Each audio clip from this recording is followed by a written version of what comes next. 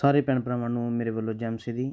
ਮੈਂ ਪ੍ਰਭੂ ਦਾ ਧੰਨਵਾਦ ਕਰਦਾ ਕਿ ਪ੍ਰਭੂ ਨੇ ਅੱਜ ਫਿਰ ਸਾਨੂੰ ਇਹ ਮੌਕਾ ਦਿੱਤਾ ਹੈ ਕਿ ਅਸੀਂ ਪ੍ਰਭੂ ਦੇ ਵਚਨ ਨੂੰ ਸੁਣ ਸਕੀਏ, ਪ੍ਰਭੂ ਦੇ ਵਚਨ ਦੇ ਦੁਆਰਾ ਪ੍ਰਭੂ ਨੂੰ ਜਾਣ ਸਕੀਏ। ਸੋ ਮਾਫੀ ਚਾਹੁੰਦਾ, ਇਸ ਤੋਂ ਪਹਿਲਾਂ ਵੀ ਲਾਈਵ ਹੋਇਆ ਸੀ, ਥੋੜ੍ਹਾ ਨੈਟਵਰਕ ਦੀ ਪ੍ਰੋਬਲਮ ਦੇ ਕਾਰਨ ਵਿੱਚ ਬੰਦ ਹੋ ਗਈ ਸੀ ਆਡੀਓ। ਸੋ ਫਿਰ ਤੋਂ ਦੁਬਾਰਾ ਸ਼ੁਰੂ ਕੀਤੀ ਹੈ। ਸੋ ਆਈਏ ਅਸੀਂ ਅੱਜ ਦੇ ਵਚਨ ਦੇ ਵਾਸਤੇ ਪ੍ਰਾਰਥਨਾ ਕਰਦੇ ਹਾਂ। स्वर्गीय पिता, तेरा धन्नवाद करदा खुदावंद इस सुंदर समय के वास्ते, प्रभु इस पवित्र समय के लिए खुदावंद। अज फिर खुदा बाप इस फेसबुक ऑडियो लाइव के द्वारा तुसी खुदावंद साडे नाल गल करन जा रहे हैं पिता। जिन्ना समा बोलां खुदावंद तेरे वचन दे विचों हो प्रभु, तेरे आत्मा के द्वारा हो पिता। जिन्ने भी भैन भरा सुन खुदावंद, तू एक एक दी समझ खोलना और एक एक दे जीवन चों ताड़ी महिमा तेरा जलाल प्रभु जाहिर हो। समझ खोल देना, तेरा नाम उच्चा हो। यीशु मसीह के नाम के मंगते, आमीन आमीन। सो आइए मेरे प्यारो, कल असी वचन देख रहे थे। इस तो पहला मैं एक वीडियो पा दी है, पार्ट 1। उस विच असी शुरू किया रोमियो 14 अध्याय तो, जिसका टॉपिक आ लाइफ के उपर असी देख रहे हैं, जिंदगी के उपर कि जिंदगी की आ, जिंदगी कितनी खास आ, कितनी महत्वपूर्ण आ। सो इस गल नूं, इस वचन नूं समझण दे लई असीं शुरू कीता है रोमियो 14 अध्याय उहदा 8 वचन दे विच देख रहे सी कल। सो मैं चाहुंदा कि कल दा थोड़ा रिपीट करके फिर आपां अगे वधदे हां। इधर रोमियो 14 ਦੀ 8 ਦੇ ਵਿੱਚ लिखिया, प्रभु ਦਾ ਦਾਸ ਪੌਲੁਸ ਕੀ ਕਹਿ ਰਿਹਾ ਕਿ ਇਸ ਲਈ ਜੇ ਅਸੀਂ ਜੀਵੇ ਤਾਂ ਪ੍ਰਭੂ ਦੇ ਲਈ ਜਿਉਂਦੇ ਹਾਂ ਅਤੇ ਜੇ ਅਸੀਂ ਮਰੀਏ ਤਾਂ ਪ੍ਰਭੂ ਦੇ ਲਈ ਮਰਦੇ ਹਾਂ। ਸੋ ਮੇਰੇ ਪਿਆਰੋ, ਜਦੋਂ ਪ੍ਰਭੂ ਦਾ ਦਾਸ ਪੌਲੁਸ ਪ੍ਰਭੂ ਦੇ ਨਾਲ ਚੱਲਣਾ ਸ਼ੁਰੂ ਹੋਇਆ, ਚੱਲਦੇ ਚੱਲਦੇ प्रभु के दास पौलुस नूं ये गल समझ आ गई कि मतलब कि जिंदगी जिहड़ी कितनी खास आ। उन्होंने चलते चलते समझ आ गया कि हुण मैं अपने लिए नहीं जीना, हुण मैं प्रभु लिए जीना है। सो कल भी देख रहे थे कि असीं गल ते विचार कर रहे थे, इस पहली वीडियो दे विच भी, ऑडियो दे विच भी, कि अज लोग कहते आ कि असीं प्रभु लिए जीना है, पर जींदे अपने दे वास्ते ही आ। प्रभु विच चलण वाले लोगों का यही गल आ, कह दिंदे कि मैं प्रभु लिए जीना है, पर जींदे अपने लिए ही आ। मेरे प्यारो, प्रभु लिए जीण दा मतलब की आ, जदों मैं प्रभु दे पिछे चलना शुरू हो गया, प्रभु दे नाम दे विच निकल आया है, तो हुण मैनूं अपने लिए चिंता करने की जरूरत नहीं है, क्योंकि जिन्हों मैं अपना जीवन सौंपिया है, जिन्हों मैं ग्रहण किया है, वो परमेश्वर कोई मामूली परमेश्वर नहीं है। जिन्हों मैं अपना जीवन सौंप दिता, जिहदे नाल मैं चलना शुरू हो गया, जदों मैं उहदे कम्मां दी चिंता करूँगा, प्रभु लिए जीण दा मतलब जदों मैं उहदे कम्मां दी चिंता करूँगा, ਉਹਦੇ ਕੰਮਾਂ ਦੀ ਚਿੰਤਾ ਕਿਸ ਤਰ੍ਹਾਂ, ਜਦੋਂ ਮੈਂ ਆਪਣੇ ਜੀਵਨ 'ਚ ਆਪਣੇ ਪ੍ਰਭੂ ਨੂੰ ਉੱਚਾ ਕਰਨ ਦੀ ਕੋਸ਼ਿਸ਼ ਦੇ ਵਿੱਚ ਰਹੂੰਗਾ, ਆਪਣੇ ਪ੍ਰਭੂ ਨੂੰ ਮਹਿਮਾ ਦੇਣ ਦੀ ਕੋਸ਼ਿਸ਼ ਦੇ ਵਿੱਚ ਰਵਾਂਗਾ। ਜੋ ਮੇਰਾ ਪ੍ਰਾਰਥਨਾ ਦਾ ਜੀਵਨ, ਮੈਂ ਪ੍ਰਾਰਥਨਾ ਕਰੂੰਗਾ, ਆਰਾਧਨਾ ਕਰੂੰਗਾ, ਵਚਨ ਪੜੂੰਗਾ, ਗਵਾਹੀ ਦਊਂਗਾ, ਜਦੋਂ ਮੈਂ ਆਪਣੇ ਇਹਨਾਂ ਫਰਜ਼ਾਂ ਨੂੰ ਨਿਭਾਊਂਗਾ, ਤੇ ਉਸ ਪਰਮੇਸ਼ਰ ਦਾ ਵੀ ਇਹ ਫਰਜ਼ ਬਣ ਜਾਂਦਾ ਕਿ ਜਦੋਂ ਇੱਕ ਵਿਅਕਤੀ ਮੇਰੇ ਨਾਲ ਇੰਨਾ ਵਫਾਦਾਰੀ ਨਾਲ ਚੱਲਦਾ, ਤੇ ਇਹਦੀ ਜ਼ਰੂਰਤਾਂ ਨੂੰ ਪੂਰਾ ਕਰਨਾ ਵੀ ਮੇਰਾ ਕੰਮ ਆ।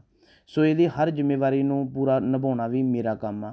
ਇਹਦੇ ਹਰ ਇੱਕ, ਇਹਦੇ ਬੱਚਿਆਂ ਦੇ ਵਾਸਤੇ, ਇਹਦੀ ਪਤਨੀ ਦੇ ਵਾਸਤੇ, ਇਹਦੇ ਪਰਿਵਾਰ ਦੇ ਲਈ, ਇਹਦੇ ਰਿਸ਼ਤੇਦਾਰਾਂ ਦੇ ਲਈ, ਇਹਦੇ ਸਮਾਜ ਦੇ ਲਈ, ਇਹਦੇ ਯਾਰਾਂ ਦੋਸਤਾਂ ਦੀ, ਜਿਨ੍ਹਾਂ ਨੂੰ ਇਹਦੇ ਤੋਂ ਲੋੜ ਆ, ਇਹਦੇ ਤੋਂ ਜ਼ਰੂਰਤ ਆ, ਉਹ ਇਹਦੀ ਜ਼ਰੂਰਤ ਹੁਣ ਮੈਂ ਪੂਰੀ ਕਰਨੀ। ਪਰਮੇਸ਼ਰ ਦੀ ਵੀ ਇੱਕ ਰਿਸਪੋਂਸਿਬਿਲਿਟੀ ਬਣ ਜਾਂਦੀ ਹੈ, ਕਿਉਂਕਿ ਉਹ ਪਰਮੇਸ਼ਰ ਵਫਾਦਾਰ ਆ। ਉਹ ਸਾਡੇ ਵਰਗਾ ਨਹੀਂ ਆ ਬੇਵਫਾ, ਉਹ ਪਰਮੇਸ਼ਰ ਵਫਾਦਾਰ ਆ। ਜਦੋਂ ਅਸੀਂ ਪ੍ਰਭੂ ਦੇ ਕੰਮਾਂ ਦੇ ਪਿੱਛੇ ਲੱਗ ਜਾਂਦੇ ਹਾਂ, ਪ੍ਰਭੂ ਨੂੰ ਜਾਣਨ ਲਈ ਲੱਗ ਜਾਂਦੇ ਹਾਂ, ਪ੍ਰਭੂ ਨੂੰ ਸਮਝਣ ਲਈ ਲੱਗ ਜਾਂਦੇ, ਪ੍ਰਭੂ ਦੇ ਨਾਲ ਚੱਲਣਾ ਸ਼ੁਰੂ ਹੋ ਜਾਂਦੇ, ਜਦੋਂ ਕਹਿੰਦੇ ਆ ਕਿ ਹੁਣ ਮੈਂ ਪ੍ਰਭੂ ਲਈ ਜੀਣਾ ਆ, ਤਾਂ ਫਿਰ ਮੇਰੇ ਪਿਆਰੋ, ਆਪਣੇ ਲਈ ਚਿੰਤਾ ਸਾਨੂੰ ਕਰਨ ਦੀ ਜ਼ਰੂਰਤ ਨਹੀਂ ਹੈ। ਅਸੀਂ ਇਸ ਪਰਮੇਸ਼ਰ ਨੂੰ ਚੰਗੀ ਤਰ੍ਹਾਂ ਜਾਣਦੇ। ਇਹ ਉਹੀ ਪਰਮੇਸ਼ਰ ਆ ਜਿਹਨੇ 40 ਸਾਲ ਇਸਰਾਏਲੀਆਂ ਨੂੰ ਸਵਰਗ ਦੇ ਵਿੱਚੋਂ ਮੰਨਾ ਖਿਲਾਇਆ। 40 ਸਾਲ ਉਹਨਾਂ ਇਸਰਾਏਲੀਆਂ ਦੇ ਕੱਪੜੇ ਜਿਹੜੇ ਆ ਉਹ ਘਸੇ ਨਹੀਂ ਆ, ਉਹਨਾਂ ਦੀਆਂ ਜੁੱਤੀਆਂ ਘਸੀਆਂ ਨਹੀਂ ਆ, ਟੁੱਟੀਆਂ ਨਹੀਂ ਆ। ਆਪਣੇ ਆਪ ਕੱਪੜਿਆਂ ਦਾ ਸਾਈਜ਼ ਵੱਧਦਾ ਗਿਆ, ਆਪਣੇ ਆਪ ਉਹਨਾਂ ਦੀਆਂ ਜੁੱਤੀਆਂ ਦਾ ਸਾਈਜ਼ ਵੱਧਦਾ ਗਿਆ। ਸਵਰਗ 'ਚੋਂ ਰੋਟੀ ਖਾ ਰਹੇ ਆ, ਟੈਨਸ਼ਨ ਫਰੀ ਆ। ਕਿਉਂਕਿ ਪ੍ਰਭੂ ਉਹਨਾਂ ਦਾ ਇੰਤਜ਼ਾਮ ਕਰ ਰਿਹਾ ਆ। ਉਹ ਪਰਮੇਸ਼ਰ ਦੇ ਨਾਲ ਚੱਲਦੇ ਅਤੇ ਪ੍ਰਭੂ ਇੰਤਜ਼ਾਮ ਵੀ ਕਰਦਾ। ਇਸੇ ਤਰੀਕੇ ਨਾਲ ਮੇਰੇ ਪਿਆਰੋ, ਜਦੋਂ ਅਸੀਂ ਪ੍ਰਭੂ ਦੇ ਨਾਲ ਚੱਲਦੇ ਹਾਂ, ਜਦੋਂ ਪ੍ਰਭੂ ਲਈ ਜੀਣਾ ਸ਼ੁਰੂ ਕਰ ਦਿੰਦੇ, ਅਤੇ ਸਾਡੇ ਸਾਰੇ ਇੰਤਜ਼ਾਮ ਵੀ ਪਰਮੇਸ਼ਰ ਹੀ ਕਰਦਾ ਆ। ਹਾਲੇਲੂਇਆ। ਸੋ रोमियो 14 ਦੇ 8 वचन 'ਚ ਦੇਖਦੇ ਕਿ ਹੁਣ ਪ੍ਰਭੂ ਰਦਾਸ ਕਹਿੰਦਾ ਕਿ ਮੈਂ ਪ੍ਰਭੂ ਲਈ ਜੀਣਾ ਅਤੇ ਪ੍ਰਭੂ ਲਈ ਹੀ ਮਰਨਾ। ਅੱਜ ਲੋਕ ਕਹਿੰਦੇ ਆ ਪ੍ਰਭੂ ਲਈ ਜੀਣਾ, ਪ੍ਰਭੂ ਲਈ ਮੈਂ ਜਿਉਂਦਾ ਹਾਂ, ਪਰ ਜਿਉਂਦਾ ਆਪਣੇ ਲਈ। ਉਹਦੀ ਨਿਸ਼ਾਨੀ ਕਿ ਜਦੋਂ ਆਪਣੇ ਲਈ ਚਿੰਤਾ ਕਰਦਾ। ਜਦੋਂ ਅਸੀਂ ਪ੍ਰਭੂ ਦੇ ਪਿੱਛੇ ਨਿਕਲ ਆਏ ਹਾਂ ਮੇਰੇ ਪਿਆਰੋ, ਫਿਰ ਸਾਨੂੰ ਆਪਣੇ ਲਈ ਚਿੰਤਾ ਕਰਨ ਦੀ ਜ਼ਰੂਰਤ ਨਹੀਂ ਹੈ। ਕਿ ਜੇ ਅਸੀਂ ਚਿੰਤਾ ਕਰਦੇ ਹਾਂ ਤਾਂ ਫਿਰ ਸਾਨੂੰ ਇਹਦਾ ਮਤਲਬ ਪਰਮੇਸ਼ਰ ਦੇ ਵਚਨ 'ਤੇ ਵਿਸ਼ਵਾਸ ਨਹੀਂ ਹੈ। ਅਤੇ ਜੇ ਮੈਂ ਵਿਸ਼ਵਾਸ ਕਰਦਾ ਹਾਂ ਉਹਦੇ 'ਤੇ, ਫਿਰ ਮੈਨੂੰ ਚਿੰਤਾ ਨਹੀਂ ਕਰਨ ਦੀ ਲੋੜ। ਜਦੋਂ ਮੈਂ ਨਿਕਲ ਆਇਆ, ਪ੍ਰਭੂ ਮੇਰਾ ਆਪਣੇ ਆਪ ਮੇਰਾ ਸਾਰਾ ਇੰਤਜ਼ਾਮ ਕਰੂਗਾ। ਔਰ ਅੱਗੇ ਗੱਲ ਕੀ ਹੈ, ਨਾ ਵੀ ਕਰੇ ਤਾਂ ਉਹਦਾ ਧੰਨਵਾਦ ਆ। ਸੋ ਇਸ ਗੱਲ ਤੋਂ ਆਪਾਂ ਸ਼ੁਰੂ ਕੀਤਾ ਹੈ ਕੱਲ੍ਹ ਵੀ, ਮੈਂ ਰਿਪੀਟ ਕਰ ਰਿਹਾ ਕੱਲ੍ਹ ਦਾ ਵਚਨ ਵੀ, ਰੋਮੀਓ 14:8 ਤੋਂ। ਸੋ ਇਸੇ ਤਰੀਕੇ ਨਾਲ ਮੇਰੇ ਪਿਆਰੋ, ਜੀਵਨ ਜ਼ਿੰਦਗੀ ਜਿਹੜੀ ਆ ਸਾਡੀ ਲਾਈਫ ਆ, ਜੀਵਨ ਇੱਕ ਯਾਤਰਾ ਆ। ਸੋ ਸਾਡਾ ਇਹ ਸਫ਼ਰ ਜਿਹੜਾ ਆ, ਸਾਡਾ ਸਫ਼ਰ ਸਿਉਣ ਦਾ ਆ, ਸਾਡਾ ਸਫ਼ਰ ਸਵਰਗ ਦਾ ਸਫ਼ਰ ਆ। ਅਸੀਂ ਆਪਣੀ ਮੁਕਤੀ ਦੇ ਕੰਮ ਨੂੰ ਪੂਰਾ ਕਰਕੇ ਪ੍ਰਭੂ ਦੇ ਕੋਲ ਜਾਣਾ। ਪਰ ਅੱਜ ਪ੍ਰਭੂ ਪਿੱਛੇ ਚੱਲਣ ਵਾਲੇ ਲੋਕਾਂ ਨੇ ਆਪਣਾ ਸਫ਼ਰ ਜਿਹੜਾ ਆ, ਆਪਣਾ ਰਸਤਾ ਜਿਹੜਾ ਬਦਲ ਲਿਆ। ਇਹਨਾਂ ਨੂੰ ਭੁੱਲ ਗਿਆ ਕਿ ਸਾਡਾ ਸਫ਼ਰ ਕੀ ਹੈ। ਇਹ ਸੋਚਦੇ ਆ, ਮਸੀਹੀ ਲੋਕਾਂ ਦੀ ਸੋਚ ਕੀ ਬਣ ਗਈ, ਪ੍ਰਭੂ ਪਿੱਛੇ ਚੱਲਣ ਵਾਲੇ ਲੋਕਾਂ ਦੀ ਅੱਜ ਸੋਚ ਕੀ ਬਣ ਗਈ ਆ ਕਿ ਸ਼ਾਇਦ ਮੈਂ ਇੱਧਰ ਹੀ ਰਹਿਣਾ ਆ ਪੱਕਾ, ਇੱਥੇ ਪੱਕੇ ਡੇਰੇ ਲਾ ਕੇ ਬਹਿ ਗਏ, ਇੱਥੇ ਆਪਣਾ ਮਨ ਜਿਹੜਾ ਆ ਸੰਸਾਰ ਦੇ ਵਿੱਚ ਹੀ ਲਗਾ ਕੇ ਬੈਠ ਗਏ ਆ।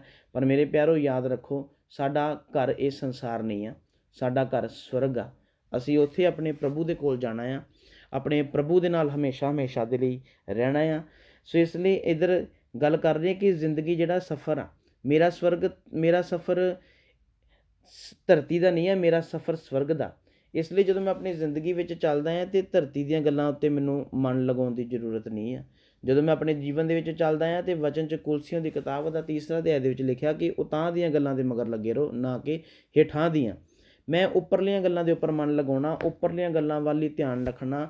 ਜਦੋਂ ਮੇਰਾ ਮਨ ਉੱਪਰਲੀਆਂ ਗੱਲਾਂ 'ਚ ਲੱਗਾ ਰਹੂਗਾ, ਉੱਪਰਲੀਆਂ ਗੱਲਾਂ ਨੂੰ ਮੈਂ ਦੇਖਦਾ ਰਹੂੰਗਾ ਅਤੇ ਮੈਂ ਉੱਧਰ ਨੂੰ ਖਿੱਚਦਾ ਜਾਊਂਗਾ।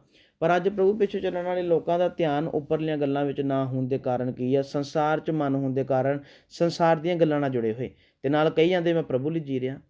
ਇਸ ਲਈ ਮੇਰੇ ਪਿਆਰੋ, ਜੇ ਪ੍ਰਭੂ ਲਈ ਜੀਂਦੇ ਹਾਂ ਫਿਰ ਸੰਸਾਰ ਵੱਲ ਦੇਖਣ ਦੀ ਜ਼ਰੂਰਤ ਨਹੀਂ ਹੈ। ਜੇ ਪ੍ਰਭੂ ਲਈ ਜੀਂਦੇ ਹਾਂ ਫਿਰ ਸਾਨੂੰ ਸੰਸਾਰਿਕ ਗੱਲਾਂ ਦੀ ਚਿੰਤਾ ਕਰਨ ਦੀ ਲੋੜ ਨਹੀਂ ਹੈ। ਜੇ ਪ੍ਰਭੂ ਲਈ ਜੀਣਾ ਹੈ ਤਾਂ ਮੈਨੂੰ ਆਪਣੇ ਸਰੀਰਕ ਵਿਸ਼ਿਆਂ ਲਈ ਵੀ ਚਿੰਤਾ ਕਰਨ ਦੀ ਬਿਲਕੁਲ ਵੀ ਲੋੜ ਨਹੀਂ ਹੈ।